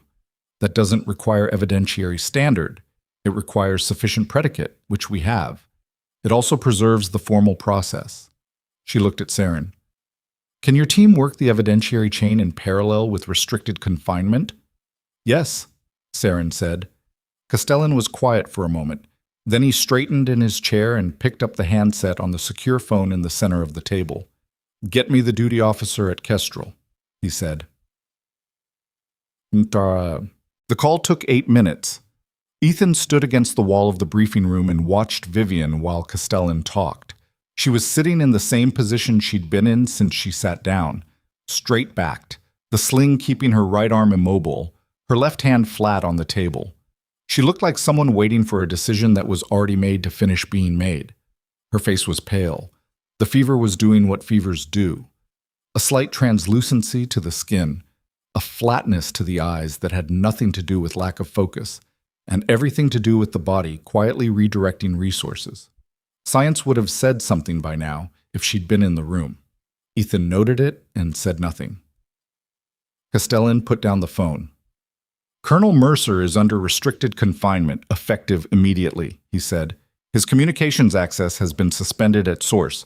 2 counterintelligence officers from Kestrel's own security section have been directed to hold him pending the arrival of Saren's team." Saren was already standing. "I need transport." "It's arranged." Hardin looked at her. "I want a preliminary report before you make contact with him." 4 hours. 3. Saren left. The room felt different with one fewer person in it, smaller, or maybe just more concentrated. The remaining people and the remaining weight of the situation occupying the space more fully. Castellan looked at Vivian. His expression had changed from where it had started. Not warmer exactly, but settled into something more honest. The calculation was done. He was on the side of it he was going to be on. "Captain Cross," he said, "I need to ask you something directly, and I need a direct answer." "Go ahead."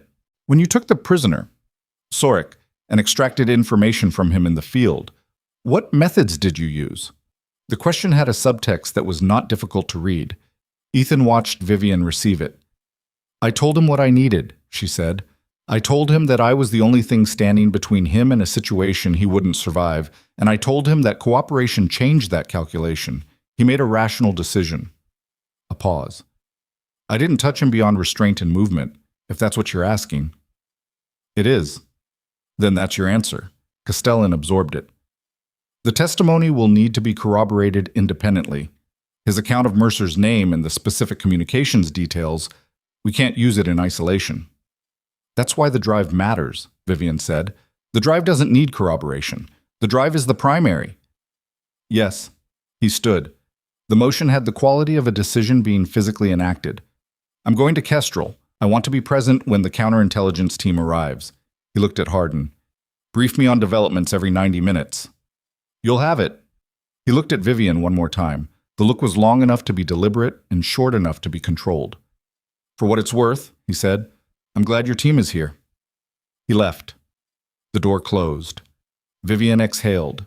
It was the same small, controlled exhale she'd made before, the one that was less about breath and more about the incremental release of something held too long. Hardin looked at her across the table. Go back to medical. In a minute. Now. Dana. Vivian used the name without apparent decision. It came out with the ease of long familiarity, which told Ethan something about the relationship he hadn't fully understood from context alone. There are 3 other missions on that drive, 3 operations that were compromised the same way ours was. I need to know the outcomes. Hardin was quiet for a moment, the quiet of someone deciding how much to say. 2 of the 3 teams returned, she said, with losses. The silence that followed was different from the preceding silences. It had a specific gravity, the weight of information that means people who didn't have to be dead are dead, and the person responsible for that has been sitting in a position of trust for 4 years and shaking hands in briefing rooms. And the third, Vivian said, missing in action, 7 months ago. They were never recovered. Vivian nodded once. She looked at the table. Ethan watched her face and saw, for the first time since she'd walked out of the storm, something that was not operational. It was brief, 3 seconds, maybe 4, and it didn't have a single clean name. Grief came closest, but it wasn't only grief. It was the specific compound feeling of a person who has survived something and is registering, in full, what survival means against the backdrop of what did not survive. Then it was gone. Not suppressed, processed, sorted into the place where she kept things she would return to when she had time to return to them. Okay, she said. She stood. Medical, Hardin said. Medical, Vivian agreed. She moved toward the door. Ethan fell into step beside her without deciding to. She didn't object. In the corridor, she walked the first 30 meters without speaking. Then, 3 teams, 4 missions, 14 months. I know, Ethan said. He was sitting in that room. I know. He asked about the weather on the eastern face during the brief, whether the climb would be technical. He was asking because he needed to know where to place the charge. Ethan said nothing. I answered him, she said. I told him the climb would be technical in the first 400 meters, and then the terrain would open up. She stopped walking. They were in the middle of the corridor, nowhere in particular. I told him exactly where it would open up. She was not looking for absolution. She wasn't looking for reassurance.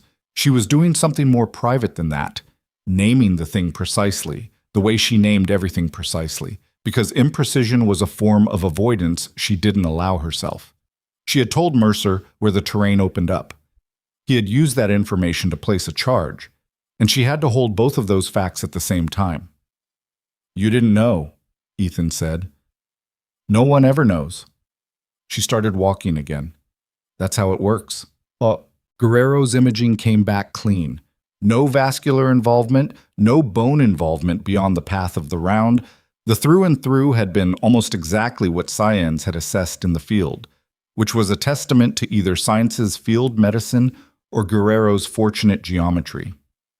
Ellsworth told him he'd be on limited duty for 6 weeks, and Guerrero told him that was acceptable in the specific tone of a man for whom 6 weeks of limited duty was, in fact, completely unacceptable, but who understood that the negotiation was with his own tissue rather than the physician. Reyes had a mild concussion that he'd been managing since the Ridge explosion. He hadn't mentioned it, which surprised no one who knew him. Ellsworth medicated it and told him to sleep, and Reyes went to find a bunk without argument, which was the truest indicator of how he was actually feeling. Holt had 2 cracked ribs from a contact during the southern engagement that she also had not mentioned.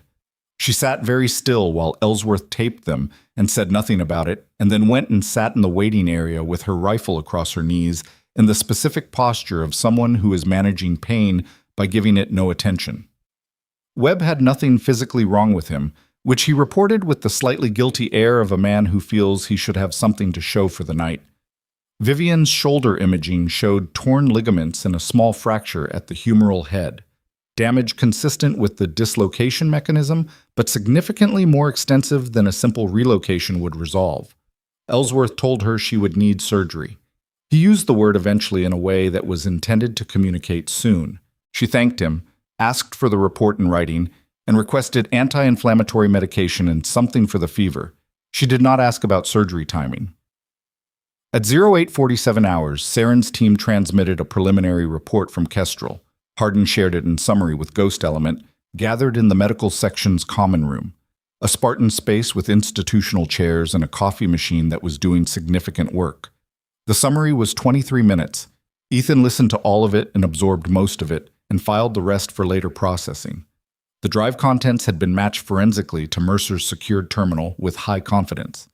The encryption cipher used was consistent with a system Mercer had requested access to under a legitimate operational pretext 14 months prior. 2 of the 4 documents on the drive contained metadata that placed their transmission within minutes of Mercer accessing them through that system. The financial transfers Sorek had referenced existed, 3 separate accounts across 2 jurisdictions. The amounts were large enough to be significant and small enough to be plausibly deniable under different circumstances. Under current circumstances, they were not plausibly deniable. Mercer had not spoken since being placed under restricted confinement. He had requested counsel and been told that a judge advocate would be available within 2 hours. He was, by all accounts, composed. The composure of a man who has prepared for the possibility of this moment and has decided what his posture will be. "He's going to fight it," Voss said when Hardin finished. He said it without inflection, a statement about predictable human behavior. "Of course he's going to fight it," Holt said. 23 years, his whole career. "He sold his whole career the moment he took the first payment," Reyes said. He'd come back from the bunk after 4 hours of sleep, looking approximately 40% better, which put him at a functional baseline, if not a comfortable one. The room was quiet for a moment. The coffee machine finished a cycle. Someone's chair scraped. Webb said, "What happens now, procedurally?" Hardin looked at him. "Formal charges through the military justice system, a process. It takes time, and it's not linear, and there will be points where it looks like it's going backward. That's how the process works." "And us?" Webb asked. "You'll be required to provide formal statements, multiple, individually and potentially in front of a military tribunal if this reaches that stage." She looked around the room. "I won't pretend that's comfortable, but it's what happens." "And in the meantime?" Ethan asked. "In the meantime, Ghost Element is stood down from operational duty pending the investigation resolution." She said it without apology because it was a fact rather than a decision, the institutional consequence of being central to a counterintelligence case, regardless of which side of the case you were on. "You'll have access to Harker facilities. You'll be available for interviews. You'll have legal representation." "How long?" Vivian asked. "Weeks, possibly more." The team absorbed this. It was the kind of information that lands differently depending on what the person receiving it was expecting. For some of them, the stood-down period was a relief that came before it was a frustration. For others, it was immediately the wrong kind of stillness. Ethan looked at Vivian. She was holding her coffee mug with her left hand and looking at the table with the expression of someone who has shifted their processing from immediate tactical to something longer and less defined. He recognized the look from the few times he'd seen her between operations. Not quite at ease, more like a person who has put down a weight and is aware of the absence of it. "Go 6. It was Webb. He was looking at Ethan with an expression that contained a question he wasn't sure how to phrase. "When this is over, the investigation, everything, what happens to Ghost Element?" Ethan looked at him, then at the team. Guerrero in the corner with his leg out straight, Holt with her taped ribs and her careful stillness. Reyes, who'd come back from 4 hours of sleep because he couldn't stay away. Voss, who had been rotating between practical tasks and careful silence since they landed, which was his way of processing things. He looked at Vivian. She was looking back at him. She didn't answer Webb's question. She let him answer it. "Ghost Element is what it's always been," he said. "We're just not moving right now." It wasn't eloquent. It wasn't the kind of thing that got remembered. But Webb nodded once, and so did Reyes, and the specific quality of the room's silence settled into something that was less like waiting and more like the particular rest of people who have done something very hard and are allowing themselves, briefly, to stop. At 11:34 hours, Saren transmitted a second report. At 11:47 hours, Hardin informed Ghost Element that Colonel Adrian Mercer had been formally placed under arrest on preliminary charges of conspiracy, unauthorized disclosure of classified materials, and conduct prejudicial to good order. The judge advocate had arrived. The process had begun. Ethan was in the corridor outside the medical section when Hardin told him. Vivian was beside him. She'd been beside him for most of the morning in the unplanned way that proximity becomes a habit between people who have been through something together that resists description. "It started," he said. "It started," she confirmed. He looked at her. The fever had come down slightly. The medication, probably, and the fact that she'd eaten something at 0900 for the first time since before insertion. She looked like a person who was still several categories of not well, but was moving in the right direction. "What are you thinking?" he asked. She was quiet for a moment. Honest quiet, not evasive. "I'm thinking about the team that didn't come back," she said. 7 months ago, 7 people. She looked at the corridor wall, not at anything on it, through it. They had a captain, too, someone who briefed them the same way I briefed you, who sent them up a mountain believing the plan was sound. It's not the same. I know it's not the same. She looked at him. "I'm thinking about it anyway." He understood. The understanding required no elaboration. When you work in the specific territory of violent risk, the line between the thing that happened and the thing that almost happened has a particular texture, thinner than it should be, visible from certain angles, something you can't unsee once you've looked directly at it. "They'll get accountability," he said. "The same process." "Yes." She looked back at the wall. "It won't bring them back." "No." "But it's something." "It's something," he agreed. Down the corridor, the door to the medical section opened and Cyans appeared. She looked at both of them with the expression of someone who has been patient for as long as patience is medically defensible. "Captain Cross," she said, "surgery consultation, now, before you find another reason to delay it." Vivian looked at Cyans, then at Ethan. "Go," he said. She went. Cyans fell in beside her, already talking in the low clinical register she used for medical conversations, and Vivian was listening with the particular attention she gave to information she had decided to act on. Ethan stood in the corridor alone for a moment. The building around him was doing its normal daytime business. Footsteps, voices at distance, the background frequency of a working installation. Through a window at the end of the corridor, he could see the landing pad where they'd arrived this morning, and past it, the flat terrain of the base extending to a perimeter fence, and beyond that, the open landscape, featureless and gray under thin cloud cover. Somewhere beyond that landscape, at Forward Operating Base Kestrel, Adrian Mercer was sitting in a room with a judge advocate and the beginning of a process that would define the rest of his life. Ethan turned away from the window. He had statements to write. A formal account of everything that had happened on Valkor Ridge, in the correct sequence, with the specificity that legal and counterintelligence processes required. It would take hours, and it would be the least dramatic version of the night's events. And it was also the most important version, the one that would exist in the record, that would inform the tribunal, that would be the shape the truth took in the institutional world. He found an empty office with a terminal, and sat down and started writing. The first line was the date and time of the mission brief. He wrote everything from there. The statement took Ethan 4 hours and 11 minutes to write. He wrote it the way Vivian briefed, sequentially, specifically, without editorial. He wrote the date and time of every decision he could reconstruct. He wrote the grid references, the contact numbers, the ammunition expenditure, the medical interventions.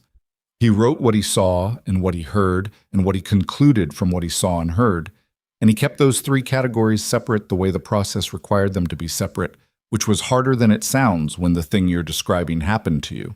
He finished at 15:28 hours and submitted it through the secured terminal to Saren's counterintelligence team and sat back in the empty office and looked at the ceiling for approximately 2 minutes. Then he got up and went to find coffee and whatever came next. What came next for the following 3 weeks was the process. The process was exactly what Hardin had described, and nothing more glamorous than that. Statements.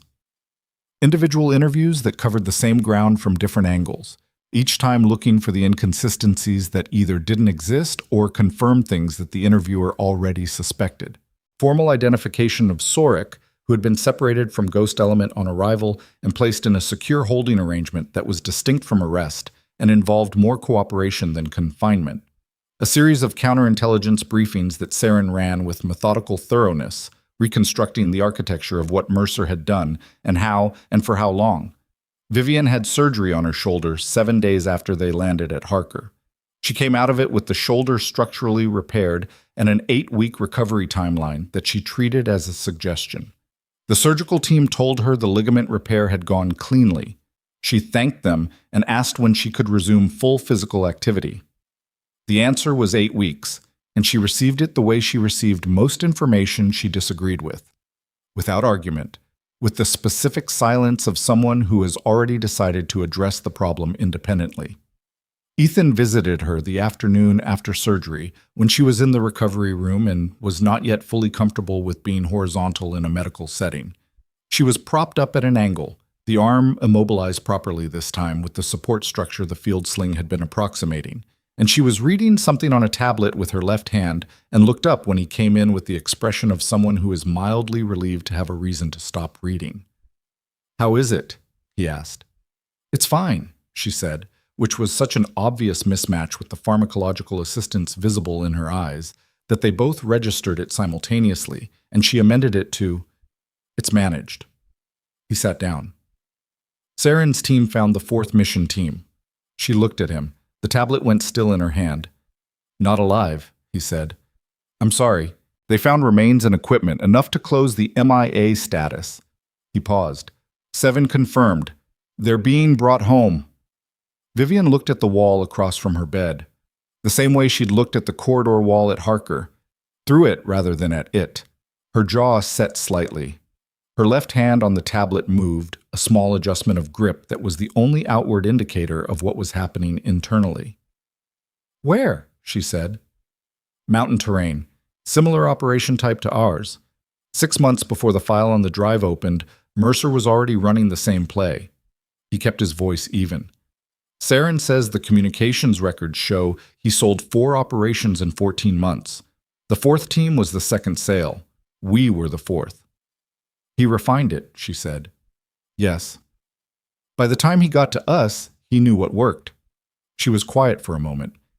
"He knew exactly where to put the charge." Vivian. "I know." She looked back at him. Her eyes were clearer than they'd been in the recovery room an hour ago. The medication doing its work, the specific clarity of pain being managed rather than absent. "I'm not going to carry that. I'm just naming it." She looked at the tablet. "When does the formal hearing begin?" "Serene says 4 weeks from today. The preliminary charges have been sustained. They're expanding the count. 4 operations, multiple counts on each." He looked at her. "You'll need to testify." "I know." "It'll be on the record. Everything you said in Hardin's briefing room, on the record, in front of a tribunal." "I know, Ethan." He stopped talking. She was already aware of everything he was telling her and was receiving it with the patience of someone being given directions to a place they already know how to find. He'd come to tell her about the 4th team, and he'd told her. And now they were in the particular quiet of 2 people who have shared something that doesn't have a clean resolution and are sitting on either side of it. "Did everyone on our team provide statements?" she asked. "All of them, independently consistent." He allowed himself something that was almost a smile. Reyes's statement was 12 pages. Webb's was 31. She made a small sound, the closest thing to a laugh that the circumstances and the medication budget between them. "Go eat something," she said. "You look like you've been in a chair for 4 hours." "I was in a chair for 4 hours." "Then definitely go eat something." She looked back at the tablet. "I'll be out of here by tomorrow morning." He stood. "Ellsworth said 2 days minimum." "Ellsworth said a lot of things," she said, in the tone of someone who has filed all of them for later reference. He left. She was out by the following morning.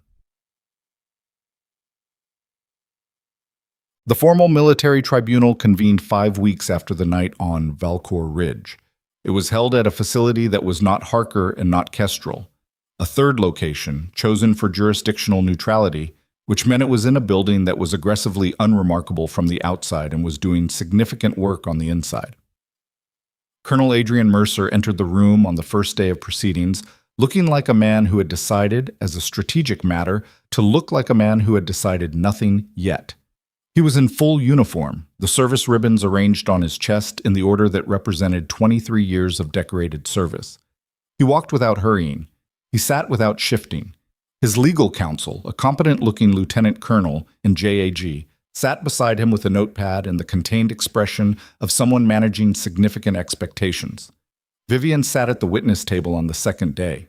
The room was not a courtroom in the civilian sense. It was a panel of 5. 3 officers from commands uninvolved in the theater, 1 counterintelligence representative, 1 JAG officer serving as the tribunal's procedural authority. It was formal, without being theatrical. The kind of setting that was designed to produce accurate records rather than compelling drama. Vivian gave her testimony in the same voice she used for operational briefs. Organized, sequential, specific about the distinction between what she had observed, what she had concluded, and what she had been told by Sorek. The tribunal's questions were precise, and she answered them precisely. It took most of the morning. Mercer's counsel cross-examined in the afternoon. The cross-examination was structured around a theory that Ethan had anticipated since Hardin mentioned it would come. The theory that Ghost Element had encountered an enemy that had independently developed operational intelligence, that Sorek's testimony was self-serving, and that the drive's contents, while concerning, did not conclusively establish the source of the leak with the certainty required for criminal culpability. It was a competent argument. It was the argument that the evidence permitted, which was not the same as the argument the evidence supported. But those two things are not always immediately distinguishable, and a competent attorney works in the space between them. Vivian answered every question with the same specific, unembellished precision she'd used for direct testimony. She didn't elaborate when elaboration wasn't requested. She didn't contract when contraction would have been convenient. The cross-examination lasted 2 hours and produced nothing that it had been designed to produce, because the thing it had been designed to produce was inconsistency. And Vivian's account had the particular coherence of something that had happened exactly as described. After the session ended and the room had partly cleared, Ethan found her in the corridor outside. She looked tired, not the exhaustion of the mountain, that had been physical, something the body produced and could recover from. This was the other kind, the kind that came from being examined, from having something true and difficult turned over and questioned and pressed for the gaps that weren't there. It was its own kind of cost. "You did well," he said. "I told the truth," she said. "That's not a performance." "I know. You still did well." She looked down the corridor. "His attorney is good. Not good enough." "We'll see." She started walking. He matched her pace. "The drive is the primary. Everything else is corroboration. As long as the forensic chain holds, the argument about independent intelligence doesn't survive the documentary record." Saren said the chain is solid. Saren said the chain is solid going into the proceedings. Mercer's team has been working the forensic methodology for 3 weeks. She was quiet for a moment. "They'll find something to contest. There's always something to contest. It's what they're paid to find." "Vivian," she looked at him. "You have 7 people who put their names on statements that are completely consistent with everything on that drive. You have a field commander who provided testimony under a cooperation arrangement and whose account matches yours in every verifiable detail. You have a forensic chain that Saren has described as the strongest evidentiary package she's assembled in 11 years of counterintelligence work." He stopped walking. She stopped with him. "It's enough." She held his gaze for a moment. Something in her face did the thing it had done on the morning after surgery. The small, controlled motion of a person who is considering allowing something in and deciding whether the timing is right. "I know it's enough," she said. "I'm worried about the people the drive didn't cover, the contacts Mercer used that aren't in the record, the people who received information from him and passed it and never touched a secured terminal that we have access to." She looked at the floor briefly, then back up. "We closed him. We didn't close the network." It was a fair concern. Ethan knew it was a fair concern. He also knew that it was the kind of concern that was true and important, and not something that could be resolved in this corridor or this week or perhaps in the next several years. and that the impossibility of its immediate resolution was not a reason to refuse to count what had been accomplished. "One at a time," he said. She looked at him. "One at a time," he said again, quieter. "That's how it works. You know that." A long moment, then something in her face settled, not into peace exactly, but into the specific acceptance of a person who has made their accommodation with the distance between what's possible and what's complete.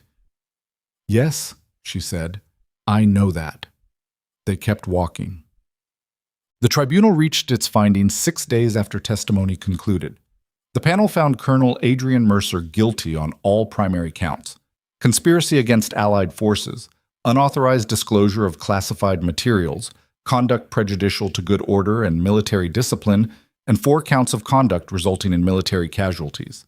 The secondary counts were sustained on 3 of 4, the 4th being the one his counsel had contested most effectively, which was the specific count related to the 7th-month prior team, where the evidentiary chain had one link that the panel found insufficiently documented. That one count was the thing that cost Ethan sleep on the night the findings were announced. Not the rest of them. The rest of them had been built correctly and held correctly, and the outcome was the one the evidence demanded. That one count. 7 people who came home in the wrong way and deserved every count that could be attached to what had been done to them, and one of those counts didn't hold. He mentioned it to Vivian the following morning. She listened. She was quiet for a moment. "I know," she said. "It matters." "Yes." She looked at him. "And the primary counts hold, and those are the ones that determine sentencing, and sentencing is not going to be kind." She paused. "The 7th team is documented in the record. The panel found it insufficient for that specific count, not insufficient as fact. It's in there, the record exists." "That's not the same as accountability." "No," she said, "it isn't." She looked out the window of the room they were in. An administrative space in the tribunal facility, temporary, functional. Outside was a gray morning without much character. But it's what the process produced, and the process is the thing we have, and the alternative to the process is something else that I don't think either of us wants to be. He looked at her. The shoulder was in a soft support now, rather than a hard immobilizer, recovering on its actual timeline rather than her preferred one, which was a concession she'd made to the surgical team with visible reluctance. The fever was long gone. She looked like herself, not the self from before Valkor Ridge, because that self was not precisely available anymore, but the self on this side of it, which was the same person rearranged slightly by the weight of what she now carried. "What happens to you now?" he asked. She looked at him.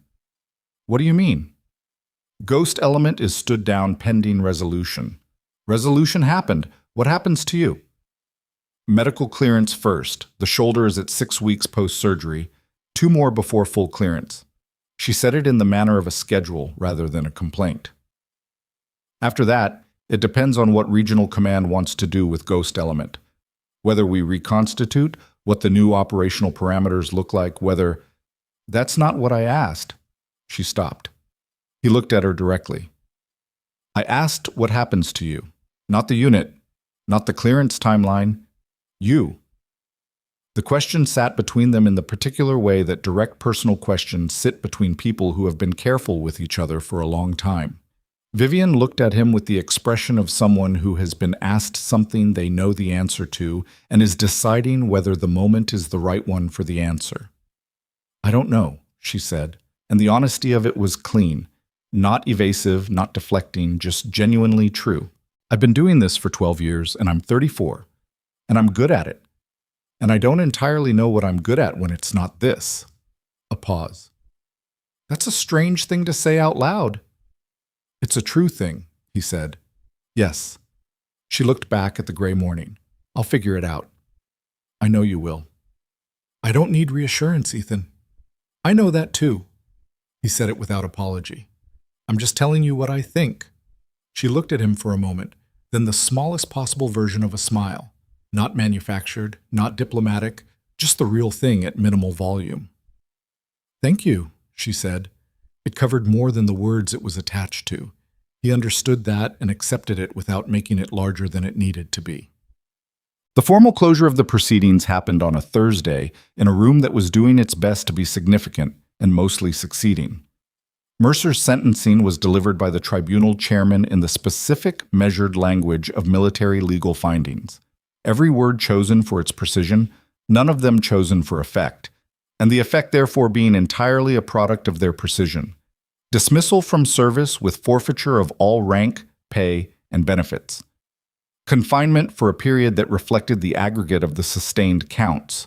The specific language around the forfeiture was detailed in ways that left nothing to interpretation and nothing to future negotiation. Mercer listened to all of it with the composure he'd walked in with on day one, and when it was finished, he stood when directed to stand and sat, when directed to sit, and was escorted out by 2 MPs who were professional and careful with him, which was more courtesy than the evening on Valkor Ridge had offered Ghost Element, and was nevertheless the correct approach because the process, when it works, is consistent regardless of what the person receiving it has done. Vivian was not in the room for the sentencing. She had given her testimony, she had submitted her written statement, and she had made the decision, quietly, without announcement, that watching the sentencing delivered was not something she needed. She knew what the findings were. She knew what the sentencing range was. When it happened, it would happen without her presence and would be no less real for that. She was at Harker Base when Ethan called her. "It's done," he said. A silence on the line, not a long one. "What was the confinement term?" he told her. Another silence. He couldn't read this one. It had too many things in it to identify any one of them. "Okay," she said. "Okay?" "It's proportionate, given the sustained counts." A pause. "The one that didn't hold—" "Vivian." "I know." A breath. "Okay." "Are you at Harker?" "Yes." "Stay there. I'm coming back tonight." A pause that was different from the others, shorter, more considered. "You don't need to—" "I know I don't need to," he said. "I'm coming back tonight." The line was quiet for a moment. "All right," she said. Ghost Element reconvened at Harker Base the following week, not for an operation, for the formal reinstatement of duty status, which required the presence of the full team in a room with a senior officer and a considerable amount of paperwork. Hardin presided. She managed the paperwork with the efficiency of someone who understands that the administrative closure of a significant event has its own importance and should not be rushed through or inflated, just completed correctly. Guerrero's leg had healed ahead of projection. He walked into the room without assistance and without the careful compensation of a person managing a wound, which meant the wound had become something else, a history rather than a present condition. He shook Hardin's hand at the end of the process and said "thank you" in the specific way of a person who means it without knowing quite how to make that legible. And Hardin received it in the specific way of a person who has been in long enough to know what thank you means when it comes from someone who's just been through what he's been through. Reyes had received formal clearance the week prior. The concussion had resolved cleanly. He came into the reinstatement with the slightly heightened alertness of a person who has had something happen to their head and is now paying close attention to whether anything is different.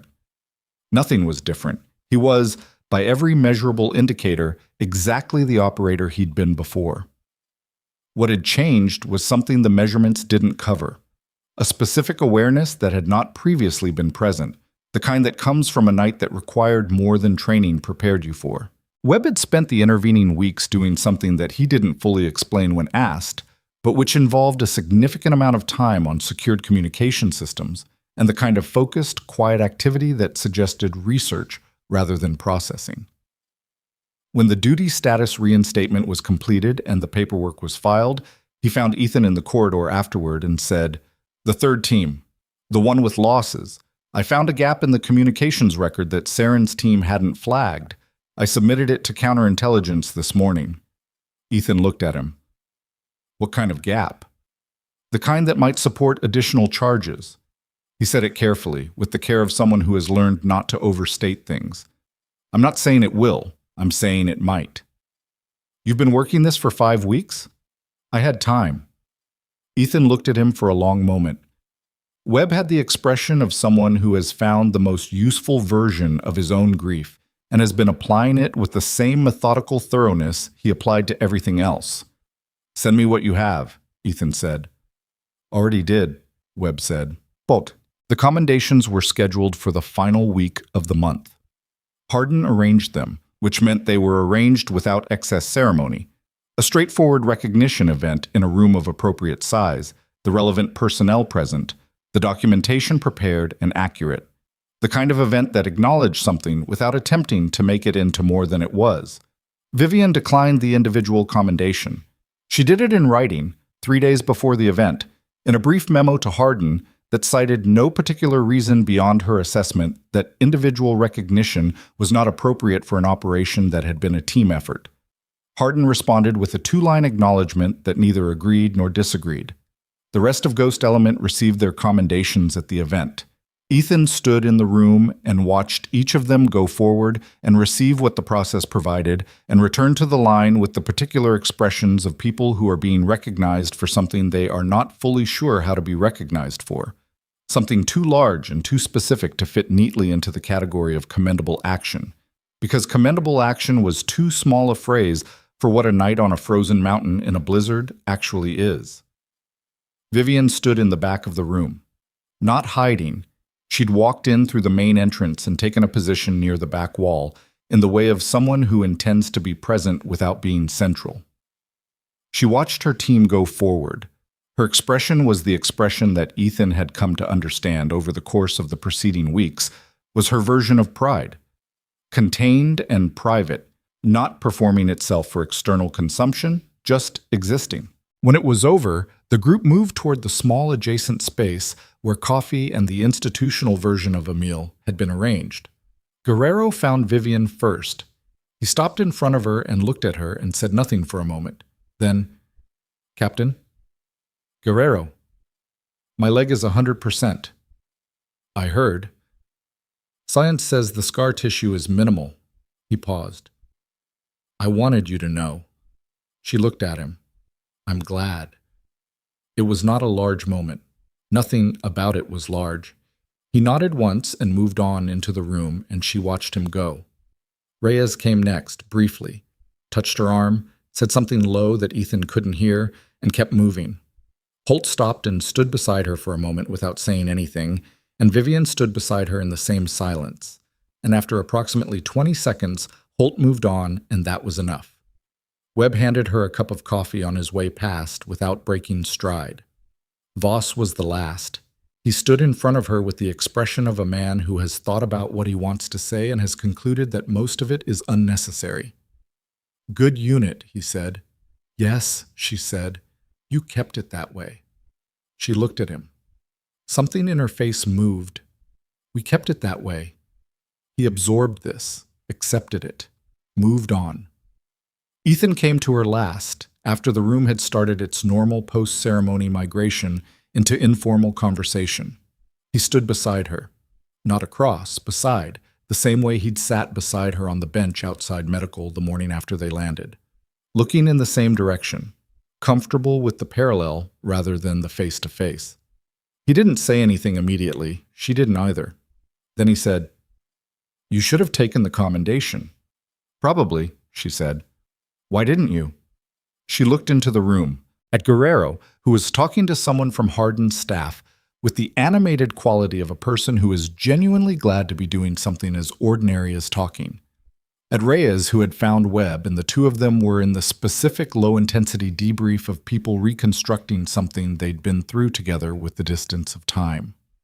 At Holt, who was standing near the coffee with her arms crossed and her eyes moving across the room in the way they always moved, not from vigilance exactly, just attention, the habit of someone who has trained themselves to know where everything is.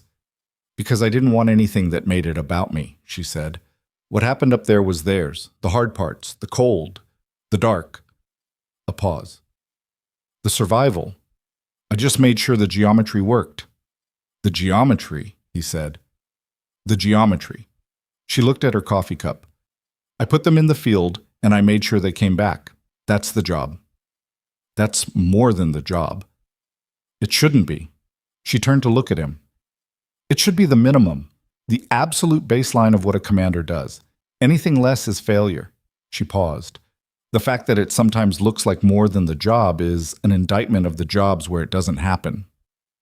He looked at her for a long moment. She was right. She was usually right, and she was usually right in the specific way of someone who had thought about something so completely that the conclusion was no longer a conclusion, but a foundation. The thing beneath the thinking, rather than the product of it. He had learned in 3 years to recognize when she was at that level and to not mistake it for certainty or arrogance, because it was neither of those things. It was just the specific clarity of a person who has done the work. "What's next for you?" he asked. "Clearance in 2 weeks if the shoulder progresses."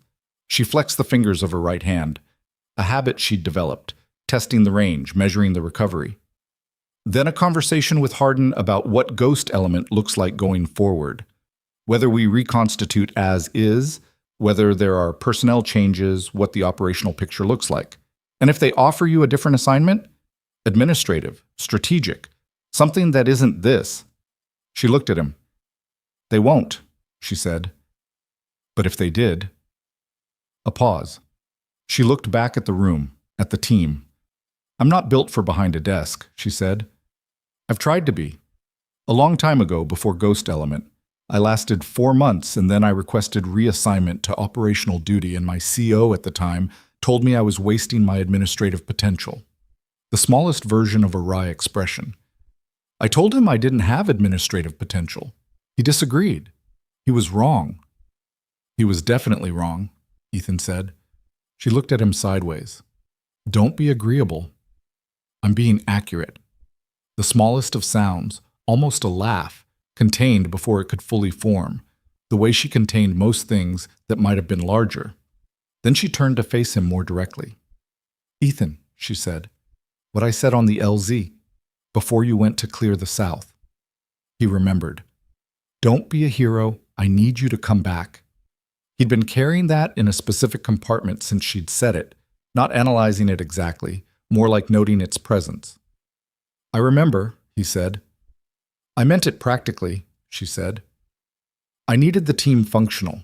I needed you specifically to come back because you were running the South approach, and I couldn't manage that and the perimeter simultaneously, and—" "Vivian," she stopped. "I know what you meant," he said, "and I know it was also practical." She looked at him. He looked back. The room continued its quiet business around them. "Okay," she said. "Okay," he agreed. It was the end of something and the beginning of something, and neither of those things needed to be named right now. They both understood that. They both let it be exactly what it was without requiring it to be more or less. From across the room, Guerrero raised his coffee cup in their direction. A small, deliberate gesture, the kind you make when you want to acknowledge something without interrupting it. Vivian raised hers back. Ethan did the same. Ghost Element stood down and reinstated and intact. 8 people who had gone up a mountain in a blizzard toward a mission designed to be their last, and had come back down it because one of them had decided, in the dark and the cold and the aftermath of an explosion that should have ended everything, that coming back was not optional. That leaving anyone on that mountain was a failure she was unwilling to accept. That the geometry could be made to work if she worked it. 7 commendations on file. 1 declined. The declined one was in the record too. Hardin had made sure of that. A notation that cited the reason provided in Vivian's memo, which was simply team effort, individual recognition, not appropriate. 3 words per line, total of 6 words for the kind of thing that other people built monuments to. Vivian Cross walked out of the ceremony room at 17:12 hours without announcement, coffee cup empty, arm in the soft support, the right-hand finger flex still happening at intervals she was probably not aware of. She walked through Harker Base's main corridor toward the exterior door, and the late afternoon light came through the glass panels beside the door and landed on her in the flat, gray, unremarkable way of late autumn light, which doesn't perform and doesn't explain itself. Ethan watched her go. He didn't follow, because she wasn't leaving. She was just walking, in the specific way of a person who has learned that some things need to be walked through rather than sat with. She'd be back. They all would. He turned back to the room. Reyes was gesturing at something with his coffee cup. Webb was shaking his head. Holt was listening with her arms uncrossed, which was the truest indicator of genuine interest in what she was hearing. Guerrero was laughing, the real kind, unguarded, the kind that doesn't care how it sounds. Outside, through the glass panels, Vivian Cross walked until she found a bench near the edge of the landing pad and sat down on it and looked at the flat gray sky above the installation. And the sky looked back with the absolute neutrality of something that does not record or judge or remember, which is its own kind of comfort. She sat there for a long time.